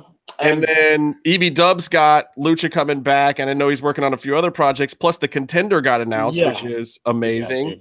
Yeah, 2018 should be a good year because 2017 was kind of rough. Yeah, you guys are all sitting around like, man, we're still holding on to this, and they're not sending checks. This is fucked up. Yeah, it hurt. Plus, I gave up work for it because I thought it was going to come back, which dumb. Won't do that again. Yeah, well, anyone in the locker room was feeling that, like, look, there's your boss right there, and the same shit happened to him. So don't hate too bad. Yeah, it sucked. But have you been doing American Grit? Was that the? I did American Grit for a little bit, but it was like really weird because I like gave notes, but then like the shows needed to get to time, but they wanted me to add stuff to it only for only for it to probably eventually get taken out. I think they partially. I always thought that they brought me in because, and I wrote some stuff for John to say and things like that. But I think that was probably why, you know. Okay. Right, just because you have the I know, compatibility in that world. Yeah. So, you know. Yeah. I've got network notes to go read myself. Yay. Oh God, I feel so bad. Oh man. It's the worst. That's the best. Oh, and you guys were asking me about being happy about El Rey. That's one good. I love El Rey for that. I mean, they're good. They're really good. Their notes make sense. They're good. They're simple. You know. Well, and that's what you want. But when they understand your product and understand what you're doing, and there's that symbiosis there. I mean, I guess that's why I'm glad that it stuck around. Though there's some other options of where the show could have gone that I still think could have worked out. And no, I'm not talking about Netflix. I think there were some other options for the show that would have been a good relationship that would have given you guys the ability to make a show that you still loved. But yeah, it's hard. It's hard out there for a pimp. It is. It is. Well, anyway, thank you very much. Yes, please come on with Dorian and or Vampiro one of these times. If you can, I will bring Vamp on for sure. If you can, or AR Fox, if you can get one of these technically not inclined. Wait. By the way, yeah, is that real? The Twitter, AR Fox's Twitter. I followed it, but I don't even. We all followed it, but I know his Facebook is legit, but he barely touches that. And that's, I mean, it's pretty awesome. Even if you called AR Fox on a live show, it still might not work. Yeah, he's the only person harder to get in touch with than Jack Evans. Yeah, I heard stuff about his or bank account. And Paul London, which yeah. Well, Jack Evans needs to stop dropping his burner phone out of the Volkswagen. That's what. This is a reason why his shit doesn't work. Let's be honest. Oh yeah, Paul London. Oh, so Paul London. I tried to call him about the season to talk to him, and I called, and some dude from somewhere else answered the phone. Then I finally got in touch with Paul through Saltador. No, not Saltador. No. Sorry, through Malo Suerte. Oh yeah, that makes a little more sense. Yeah, who then gave me his new number. And then I called Paul, and Paul had told me that he lost his phone in Oakland. But I was like, I love this man. He is the greatest person. And he's like, man, we haven't been to breakfast in a long time. Paul London and I like to go to breakfast together, which he loves gluten-free pancakes. If you guys ever want to bring him anything. Gluten-free pancakes. BB's in Burbank. I ran into Paul London. I love BB's. See? Yeah.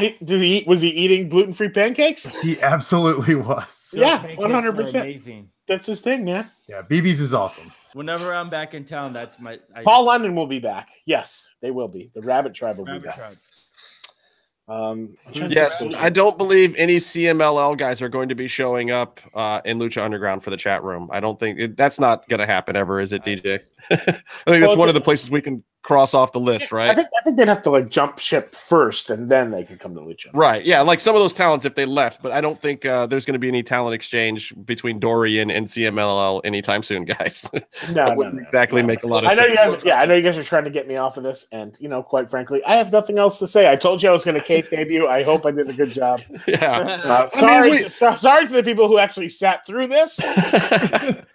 Yeah, I mean, look, guys, we were not digging for info from DJ, and he knew that before we came on. This was not meant to be some big reveal show, guys. This was just we know DJ's excited. I know he's been writing, and I just wanted to bring that incitement and enthusiasm to the show because we're all excited, and we're all hoping for the announcement soon. We're all excited to see what the new stuff is at the temple, and we just wanted to make sure that DJ was in fact working on something for our benefit, and it looks like he is. So working very hard on it, and we have been for a while. It's going to be good. It's going to be awesome. It's going to be fun. Well, color me satisfied with the answers. I know, I'm not the digging journalistic reporter, guys, and when I do get information, I distribute it fairly and evenly in the way that it should be distributed with appropriate credit. God damn it, for all of you internet journalists out there who can't seem to do that right. Though I will say this, Ryan Satin has done right by me every time, whether you guys like him or not. I'm a fan of Ryan Satin's.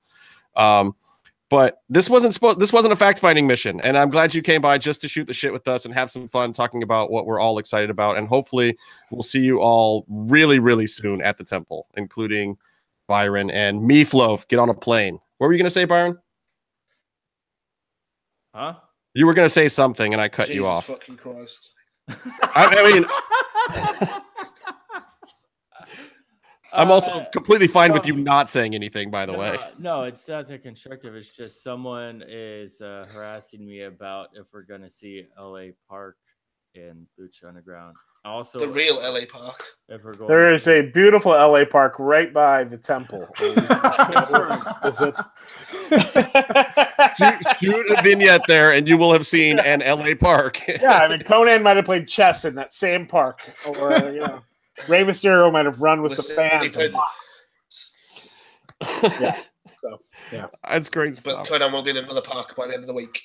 Yes. Well, hope you get better, by the way, and I'll see you guys in a few weeks. I would imagine. So, I would imagine that too. So, thank you very much for stopping by. Yeah, we'll get at you soon. This is not the last time we're gonna do this, and hopefully we will be able to drag some of our friends and family and the Lucha fam and the Lucha clique and some other people into this whole nonsense. Yeah, and Vanilla Ice. Vanilla Ice. Yeah, let's do that. No, that's not the end of the show, Byron. All right, DJ, thanks for stopping. Bring Vanilla Ice. Bring Vanilla Ice, and bring Casey to at least one. Tell him to stop dodging me. Yeah, he's got to stop. Yeah, you do, dude. You hear me now. Bye. Cheers. Bye. Oh, that's fun stuff. Good times from DJ. And yes, again, I apologize to all of you people out there that were expecting some inside information. It's not like come on, man. He would be crazy to drop all the hints about all the fun stuff. But there's some little Easter eggs in there. I think if you go back and listen, there's a few tidbits of some things in there, and you guys got to read between the lines. I think some of those lines are pretty clearly drawn of what to expect moving forward. The exciting stuff, like you said, is the fact that it's happening real soon. Maybe, supposedly. He said a few weeks. I mean, I'm sure it will be misquoted in dirt sheets tomorrow that, Lucha Underground is happening on such and such a date as reported on not this show, because they'll never give us credit. I just want to say, unrelated to the conversation, confirmed. I just want to say that word. The word confirmed has appeared in the podcast, which means whatever happened is confirmed. Well, so there's a couple other things that I was hoping to talk with you guys about. What did you guys think of the Ronda thing? I thought she had a horrible presence, and it was really funny.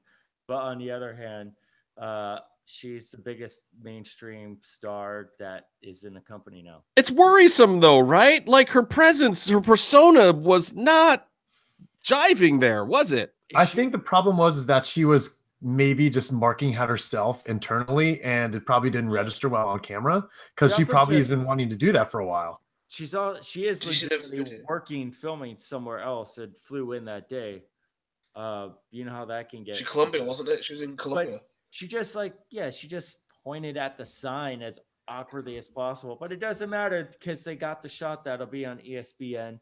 But she's got a legit contract too. She's not doing a part-timer thing, right? Isn't that the rumor that's going around now? ESPN released a statement saying that she signed as full-time, which means we're going to see her more than Brock. Yeah. Which might not be a good thing, because Brock's got Paul Heyman to talk for him. Ronda needs some type of valet. You know what? And we were talking about this the other day. Paige, now that she's out and kind of injured and could be more serious than I know WWE is even letting on. Yeah. But Paige, I think, would almost be a good mouthpiece for Ronda. Somebody has to do that job. I don't see Ronda doing it. I can't see a 15-minute start of Raw promo with Ronda. I mean, there's definitely the thing is, Paige is really needs someone a little further removed from who she is. Like Heyman is, like very definitely not going to, try and Bischoff maybe. Bischoff could be interesting. But the thing is, she's the biggest star they have.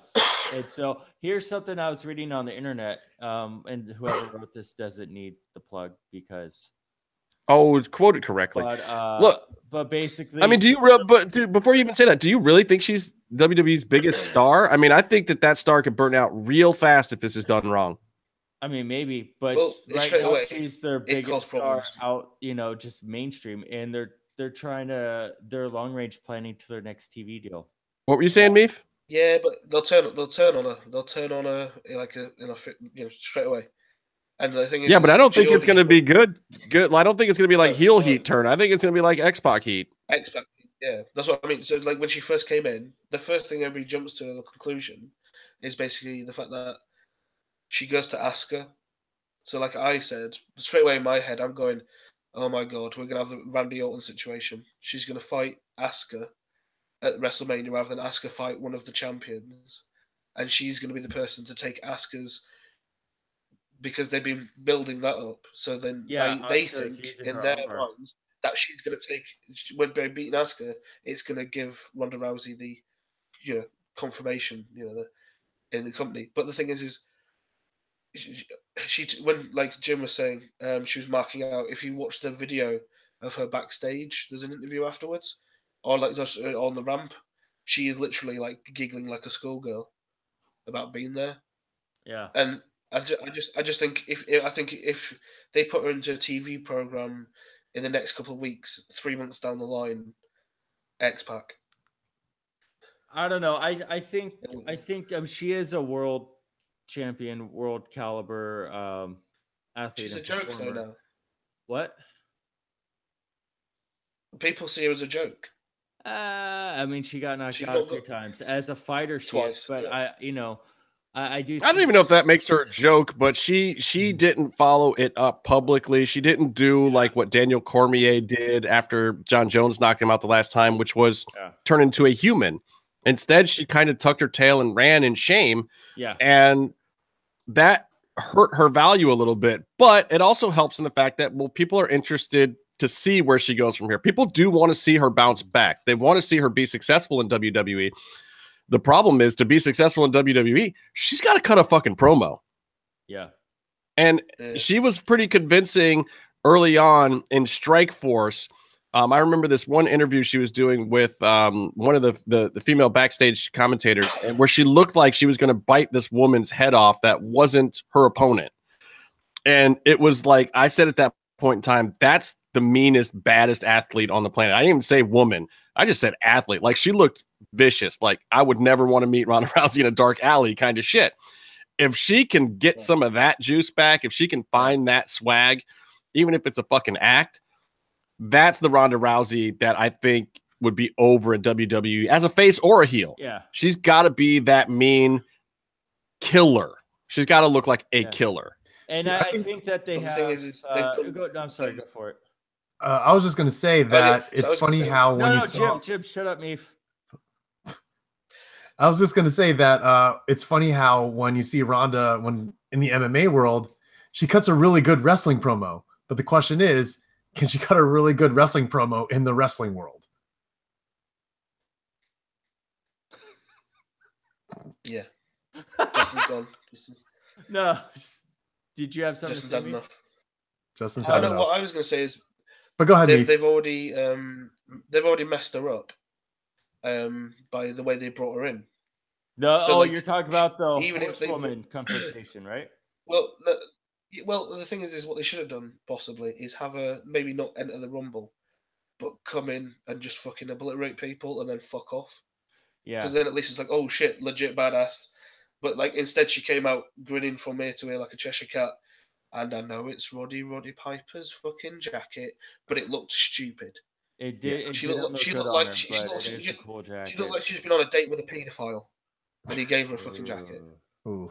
I think the problem was that no matter what they did with her, it wouldn't have worked. It's a double-edged sword. If you had her like in the Rumble looking, unstoppable and beat up everyone, that'd be great. But then you kind of ruin Asuka's run in the Rumble, and you can't have her lose the Rumble in her first appearance. You'd have to have her win, which a ton of people will be complaining about. So you have her show up after the Rumble ends. You have Asuka win, who rightfully deserved to, She wasn't involved at all. She shows up and people are still complaining. So it's a double-edged sword. But they still, the way Should've they had a went about chin. it is they went about it in a way where they get you look for the video packages afterwards. They got to have a clean Asuka video package of her winning. They got to have a clean Ronda video package of her walking up and pointing to the sign. And they did the Several best thing times. they could. Well, they only show it once. It's like when they re-edit the Sting and Hogan match.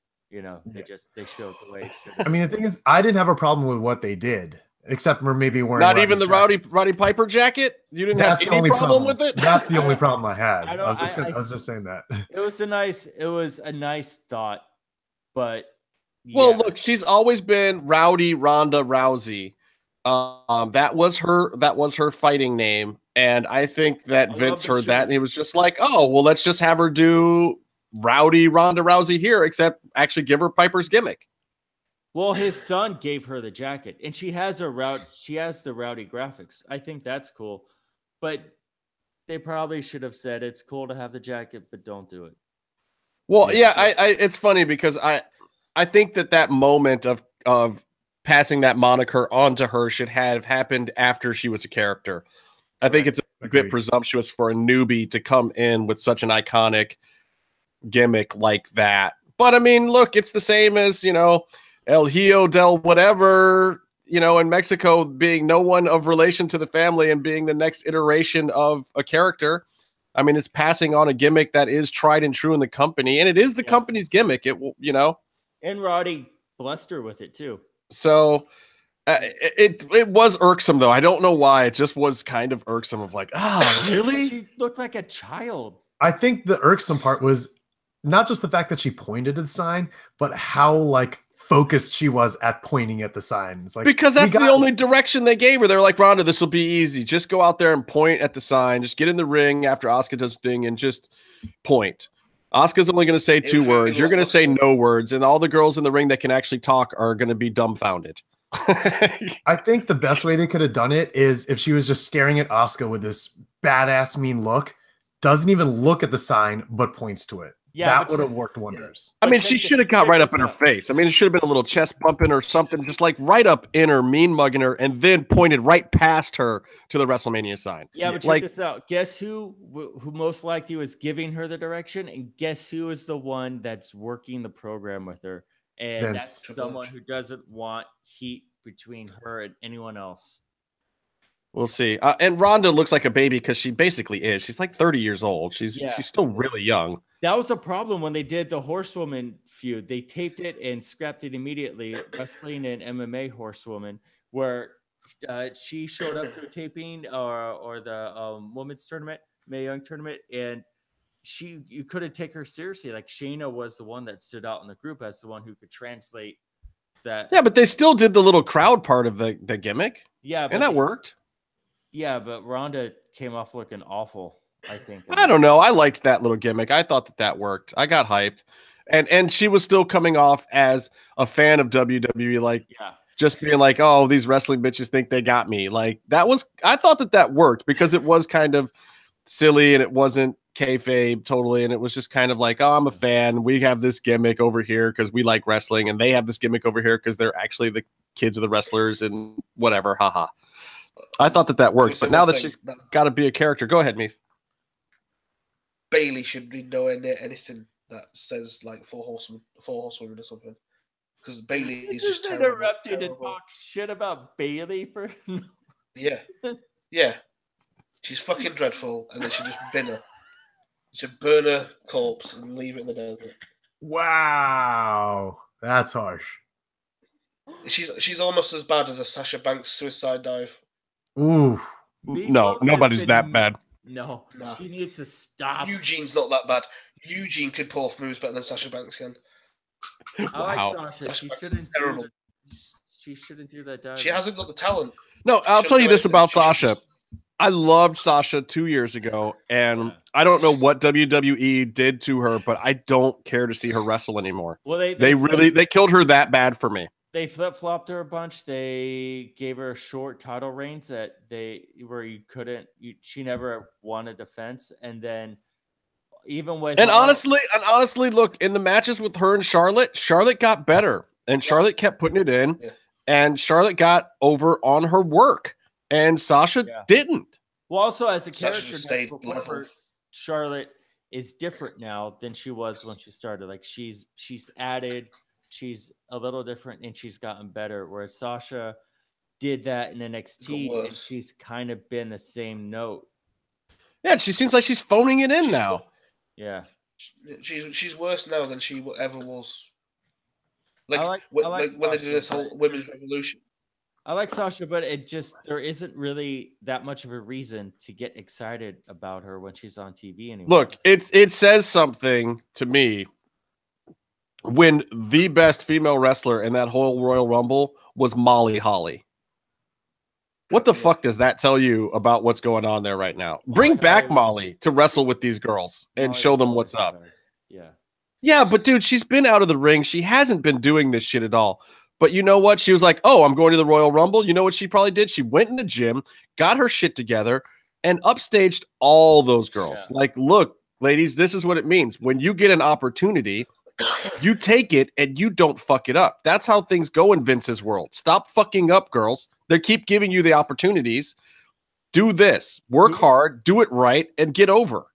Who would have thought that she would have been the one making a mark from Team Madness in 2018? Nice reference. Solid. Yeah, we all thought it was going to be Gorgeous George, right? Yeah. Well, I mean, who didn't think that? But I mean, I was surprised with I was pleasantly surprised by a lot of the ladies that were former divas and stars that came in. I even thought Tori Wilson even put in a good showing. Come on, she couldn't wrestle for Jack when she was in the first time. Yeah. You know? I loved how Sasha was taking all the cool finishes, though. She took the insane elbow. She took the Molly go round.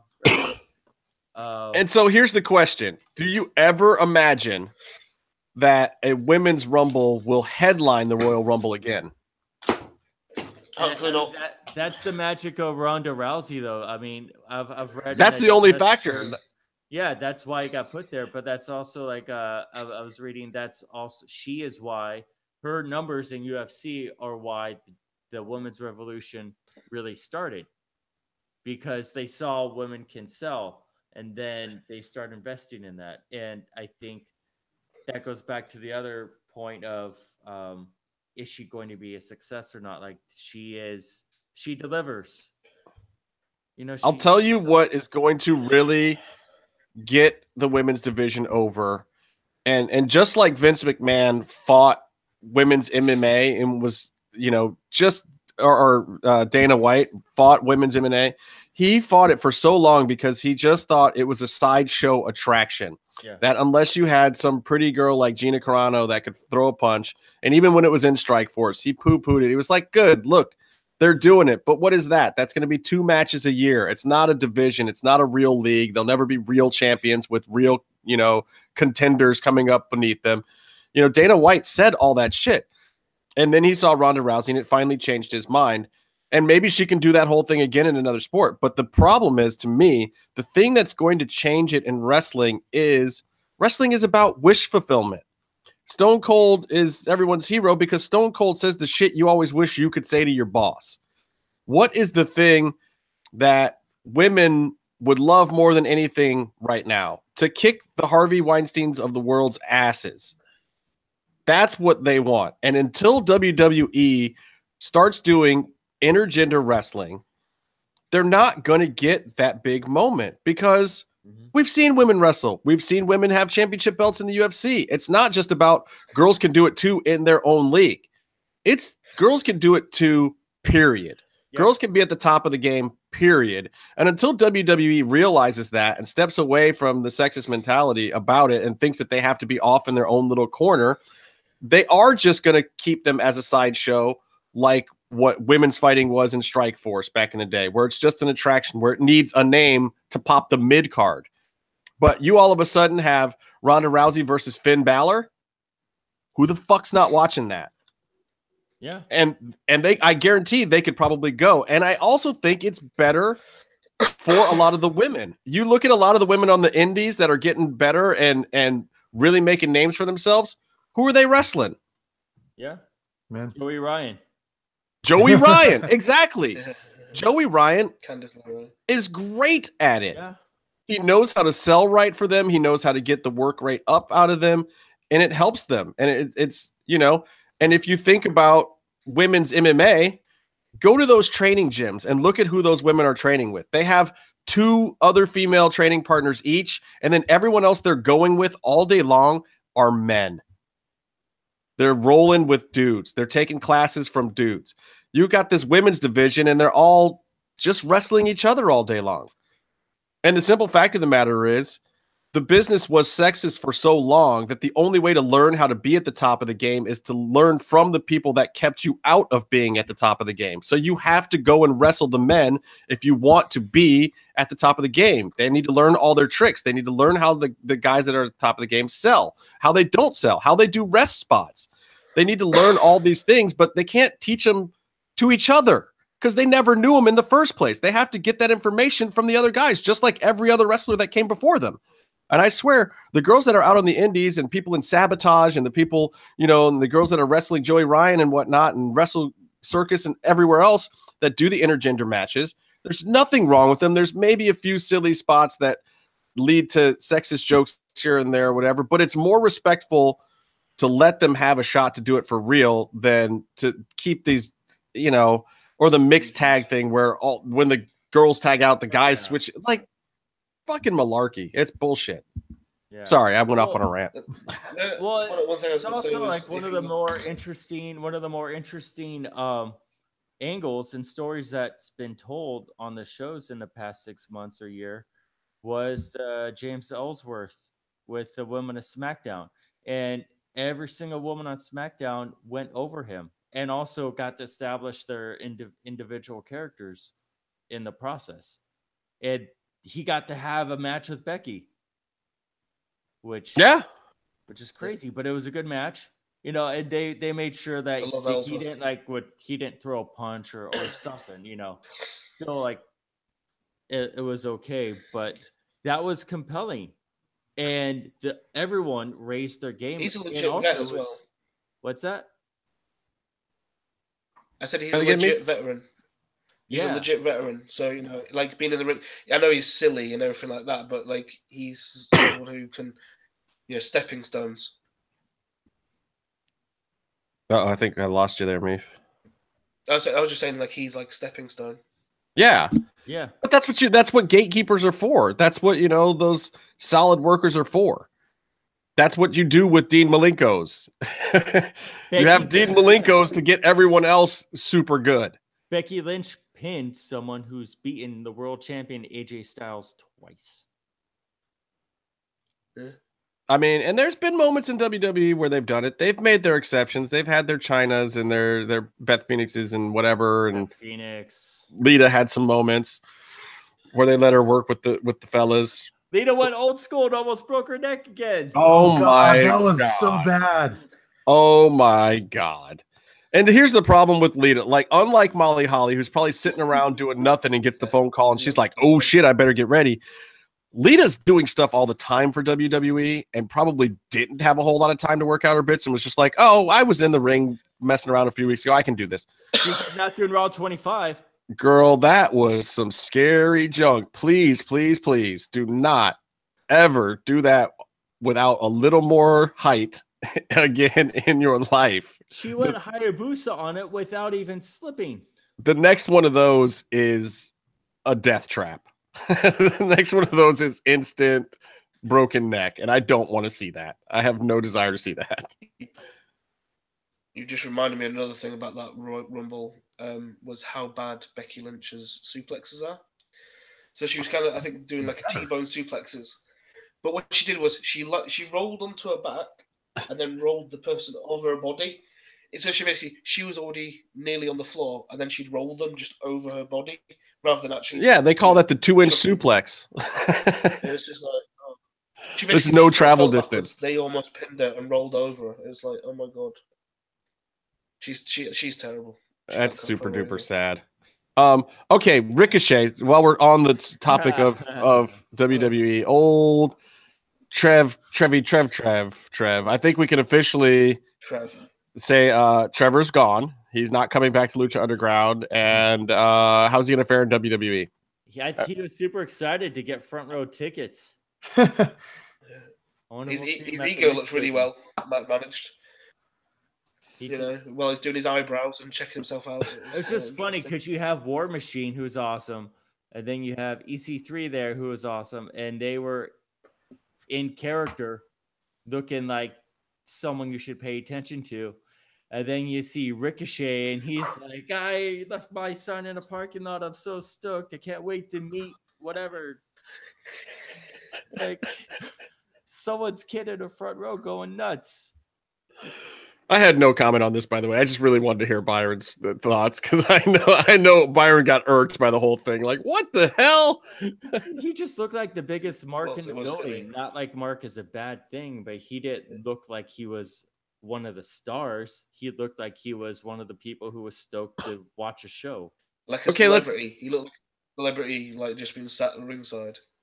Well, I mean, so what do? You bring Ricochet in tomorrow, let's say. What do you do with him? Do you have him like feud with Adam Cole? What do you have him burn through some jobbers? Do you give him a new gimmick? If I have Ricochet, I'll sit on him for 3 months coming up with a gimmick that matches the type of performer. He's a world-class performer. He's a really big deal. Don't bring him in unless it's a really big deal. And also, he's going to need some sort of character and some sort of angle to go in.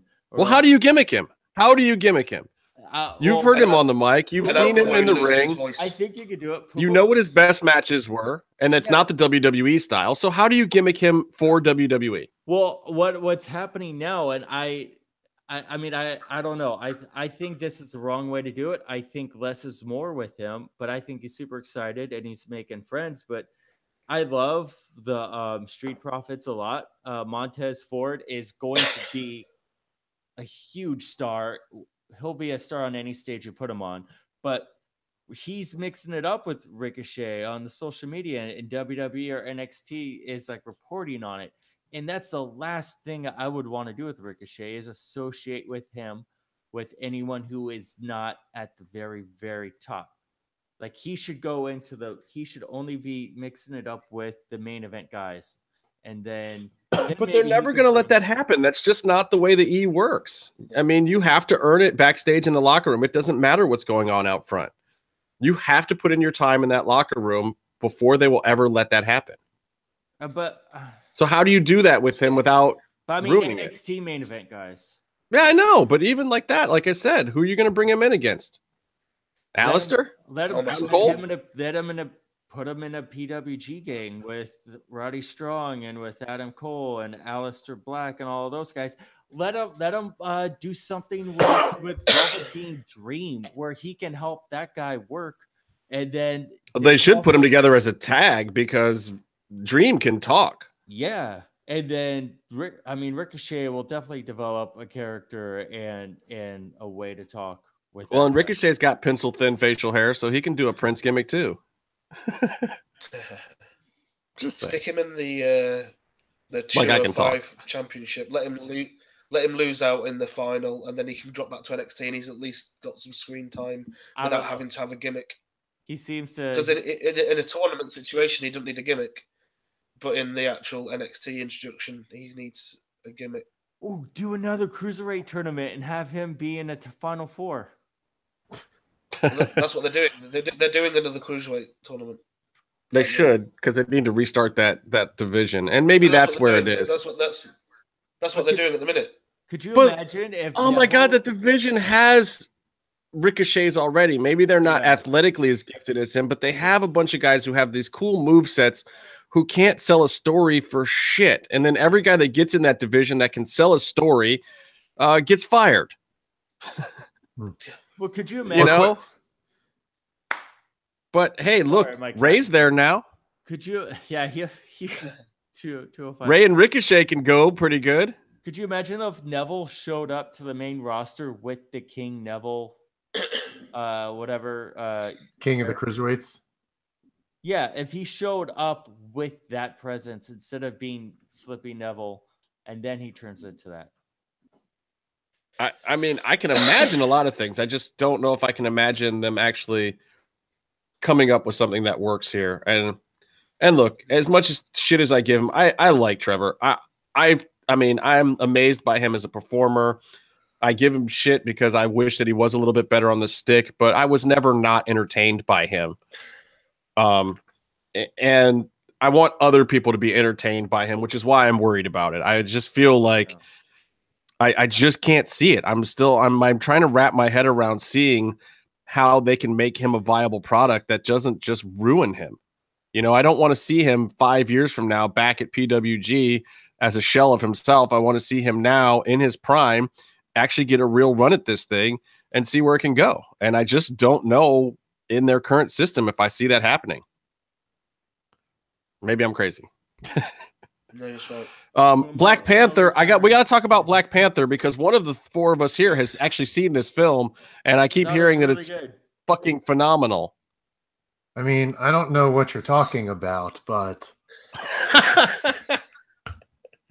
for those listening on the audio version, Jimmy is a pimp, and that's all you need to know. He put a hat on, a dope ass Black Panther hat. Yeah, it's a pretty damn awesome movie. I'll just say that. I hope everyone sees it on February 16th. We're expecting a big opening. So yeah. Yeah, I heard advanced ticket sales are out of this world. Aren't they some of the best ever for a Marvel movie? It actually was the best of any Marvel movie. It beat Avengers and it beat Civil War.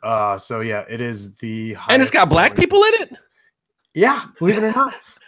That's amazing. Black people don't open movies. Isn't that the rumor? Unless they're named Denzel, they can't. That Hollywood won't let black folks open movies. Well, Blade? We're changing the game. Even Blade. And Blade 2. Blade Trinity was the one that opened good, but it took two previous ones to be sleeper hits before the third one actually did boffo box office the opening weekend. Yeah. I mean, and that was only because of the car giveaway that they sponsored through like Burger King or whatever. I totally forgot about that. Everybody loved that Charger, and they got so much advertising out of that freaking car promo for that third one. Plus Ryan Reynolds. White girls love Ryan Reynolds. That's a sexy dude. I remember he did, I think, the movie Waiting. Yeah, he was in it. Yes. Blade, and he got jacked up for the first time for Blade. So there's one gratuitous shot in Waiting where he is like all like lit perfectly without a shirt on for no reason. Like, you know, a lot of women got a hold of Ryan Reynolds from the new Amityville Horror too. He's got like some shirtless moment or something in that, and I've heard many women say, "I hate that movie, but it's so good." I'm like, you guys are nasty. Well, don't ever say anything to me about watching a Jessica Biel movie. Come on. I loved him from the show Two Guys, a Girl in the Pizza Place. I remember that show. He was about 75 pounds lighter on that show, though. He was good, and I like the first Van Wilder. I thought he was almost the second coming of Fletch. Almost. But anyway, I digressed. The whole point is, black folks don't open movies. How is Black Panther outpacing the pre-sale on all the other Marvel movies? That's awesome. That is that warms my soul. Yeah, I mean, it's an awesome cast and great directors. So, and the producer is an awesome guy. So this is going to be great, and I'm really excited for it. The carpet was crazy with everyone there. I mean, Snoop was there. The entire cast. David Hasselhoff for some reason. Hey, look, if the Hoff wants to come, you got to just let him walk the. He probably didn't have a ticket. He just showed up and started walking down, and they were like, "I guess we're letting Hasselhoff in. Who's standing?" I mean, yeah, I can't say enough good things about this movie. I mean, I'm not. Maybe for me, because I'm biased, it seems like hyperbole, but I think people will be satisfied when they see it themselves. I don't know. I've been excited about this one for a long time. Like I was pleasantly surprised by Thor Ragnarok because it wasn't something that had me up or down. It was just like, yeah, it's Thor. I'm gonna go see it. You know, yeah. I like the other ones, so I'm gonna go see it. This one was different. Something about it was just like, And it wasn't how the character was portrayed in the last movie or anything. I mean, that was good. That was solid. But it was like, oh, it's Black Panther. They did a good job with it. That part wasn't what got me hyped. It was that very first trailer. Something about that first trailer was fucking magical. And it was like, man, if that really translates into the feature, if it's not just bullshit how good this trailer is, this movie is something on another level. Like, this is actually going to up the game. And once again, DC fans can suck it. Like, I feel so bad for DC and DC fans. For that first trailer, I actually feel like a lot of it had to do with the fact that we used Run the Jewels. Yeah, for me, absolutely. That was a huge part of it for me. I mean, I've been listening to those Run the Jewels records nonstop. Every time I get off an airplane and I'm walking through an airport, I listen to Run the Jewels. So, white folks beware. If I'm in an airport, just know what's in my head, and like I'm being programmed right then. So just walk gently. Be careful. I'm listening to some vile shit in my head. But yeah, using that Run the Jewels was like, yeah, that got a lot of people hyped just from the get-go. So yeah, definitely a great music selection there. Is that track even in the actual movie, or was that just for the trailer? That was actually just for the trailer. Kendrick, the album Kendrick is dropping for this album is pretty damn good too. All right. Got a chance to listen to it. And yeah, his music is all over the movie. And most people aren't even going to remember that Run the Jewels was in the trailer at this point, you know, unless they've watched the trailer like 70 times. Like some people have. It got a lot of views. I'm stoked. Are you going to go see it, Byron, or are you over comic book movies? Sure. Meatloaf, do they have movies in England? Yes. I just don't like Marvel movies. Really? Well. No. Sorry, guys, I gotta get going. It was more like X-Men, and they kind of destroyed X-Men. So, hey, we didn't destroy X-Men. That was Fox. Yeah, that's true. I know. And that's coming home to roost now, so in a good way, right? That's part of the whole Fox merger. Disney actually gets X-Men back, right? Yeah, we'll see what happens. It's been stated in interviews that you know, it's not part of the plan right now, but it'll work its way in, hopefully. Yeah, I mean, even if it's not in the MCU, and it's just we'll see where it goes. I didn't think the last one was that bad. I thought it was okay. I didn't have a problem with it. I heard you, Byron. We heard you whining and pissing and moaning. There's only a couple other things I need to talk about. First of all, Evie Dub got another show greenlit. The Contender's coming back. For those who don't know, Contender was a boxing reality show similar to Ultimate Fighter a little bit. That was an NBC property back in the day, and Sylvester Stallone and a lot of other big names were involved with it initially. And it's coming back on Epix, which, if you don't know, is basically a cable station / online distribution property that is owned now by MGM. So not a huge surprise that it's coming back there. I think it's a good fit, though. You know, to move them kind of into the Showtime, HBO boxing sports world. I know you guys have Skybox or whatever over there in jolly old England, but I'm stoked for Evie Dub. I think the show is cool, and I think that's going to be a good home for it, where it doesn't get fucked with by a network, where they can actually do it the right way. You guys got any input on the Contender? I know Byron has left us. No. I remember the show, but I don't remember watching it. I'm super stoked that it's coming back, and I can't wait to see what Sylvester Stallone's face looks like now. Sylvester Stallone's not going to be involved in this one, I don't think. Oh, he's not going to fight Canelo over a Miller Lite. I mean, I would just think Tecate. I just think budget-wise, the best thing for the show would be to keep all the big names away from it and let these guys just fight. Let the personalities of these new fighters shine through. And if anything, you know, I know why they had to do that back then, but it may have even overshadowed some of the talent. And I think these days, everybody knows reality stars can happen on their own. You don't need other stars to make reality stars anymore. Mm-hmm. So we'll see. Fight-wise, Floyd Mayweather actually literally stepped foot into an octagon and videotaped it and set off another war of words between Conor McGregor and Floyd Mayweather. Do you think that they'll ever actually fight an MMA fight? I don't think it'll happen. No way. I think they will. I think they'll make a ton of money. But I can't take their trash talking seriously anymore. They're just selling a show. Well, but I mean, if they're actually selling a show and that's the show that they will actually do some form of MMA in a cage, they really could just make a shitload of money. Mm-hmm. Like, even if they went in there and played patty cake with each other, even if the whole thing was a work at this point, it'd be like a $300 million work for each of them. So why not do it? Yeah. They have to be Do you guys seriously remember that considering. scene? Do you guys remember that scene in what's Sacha Baron Cohen's one movie? I can't remember. It's not Borat, but the other one, Bruno. Dictator. Bruno, yeah. Yeah. Did anyone remember the scene? in the house. Yeah, the MMA scene in that. That's what I kind of figured they could make money from. Bruno. God, I have to go back and watch that movie again. Yeah. You know what I'm talking about? Byron looks like he was in Bruno.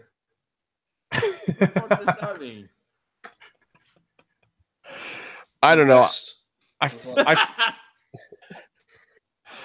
I find it interesting, and we'll see what happens. I'm also super stoked about this Stipe Miocic, my homeboy from Cleveland, and the official baddest man on the planet now that he has broken the record for most title defenses at heavyweight, which is a total of 3, which is amazing. In the entire history of UFC, can you believe that no heavyweight has gotten past defending the belt twice? Wow. Everyone thinks that Cain Velasquez did, but Cain Velasquez had the belt for a long time and was injured. So he was the reigning champ for a long, like over a year and a half, 2 years or something, but he only defended it twice and then lost it or was out or had it stripped or whatever. So Stipe at 3 wins is the longest reigning heavyweight champion. But hey, it gives Cleveland something else to claim pride in. And now he's fighting Daniel Cormier, who used to be a heavyweight in Strikeforce and won the Strikeforce Grand Prix once upon a time, then went down to lightweight so he wouldn't have to fight his best friend, Cain Velasquez, when he was the champion. Got in this huge feud with John Jones, who he can never beat. And now he's going to go up to heavyweight, and it's going to be a champion versus a champion at heavyweight for the title of baddest man in the world. And I hate to say it because I love Stipe. I believe that Daniel Cormier has more than a fighting chance to win that. He's done it before. I mean, he's fought Josh Barnett and some of these other bigger dudes and looked real damn good fighting it at heavyweight. So you guys might not care, but I'm excited about that fight, and it's coming up at UFC 226. I'll probably still put my money on Stipe, though. Old Cleveland Steve. Lucha Underground is coming back for taping soon. And because they haven't announced it or told us how we can get tickets, I have no idea if I'm going to be able to be there or not. Are you guys worried? I'm worried a bit. I'm writing my email right now.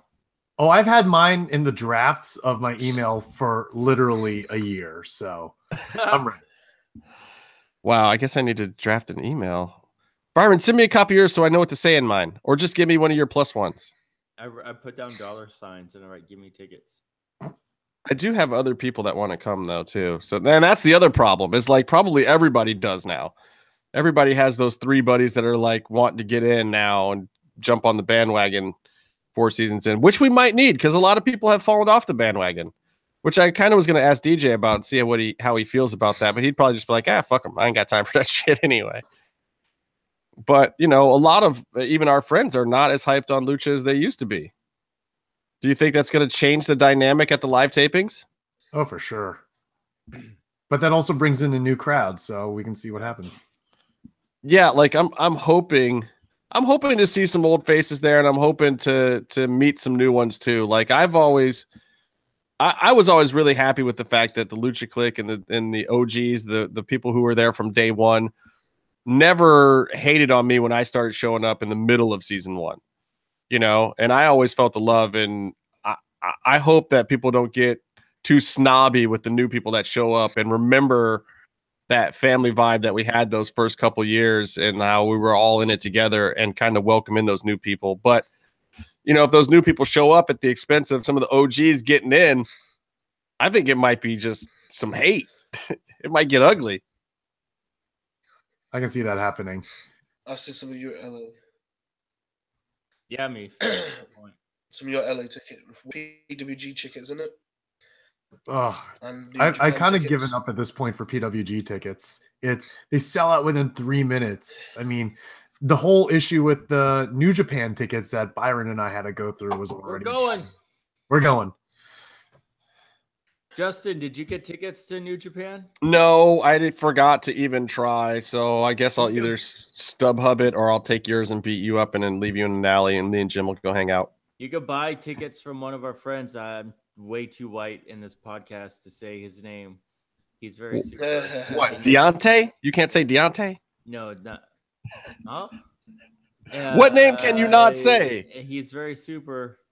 And Super also, you Binder. could buy tickets from him for at least $400 So I have to spend $400 to go to New Japan. per ticket. Wow. Are they good seats? Probably, maybe. Well, I'm going to save my money in case Lucha Underground tickets cost money this year. That's a very good point. Because that's what they should do. Just charge money, assign seats, and be done with it. Yeah. And then they can put that money into replica belts and merchandise.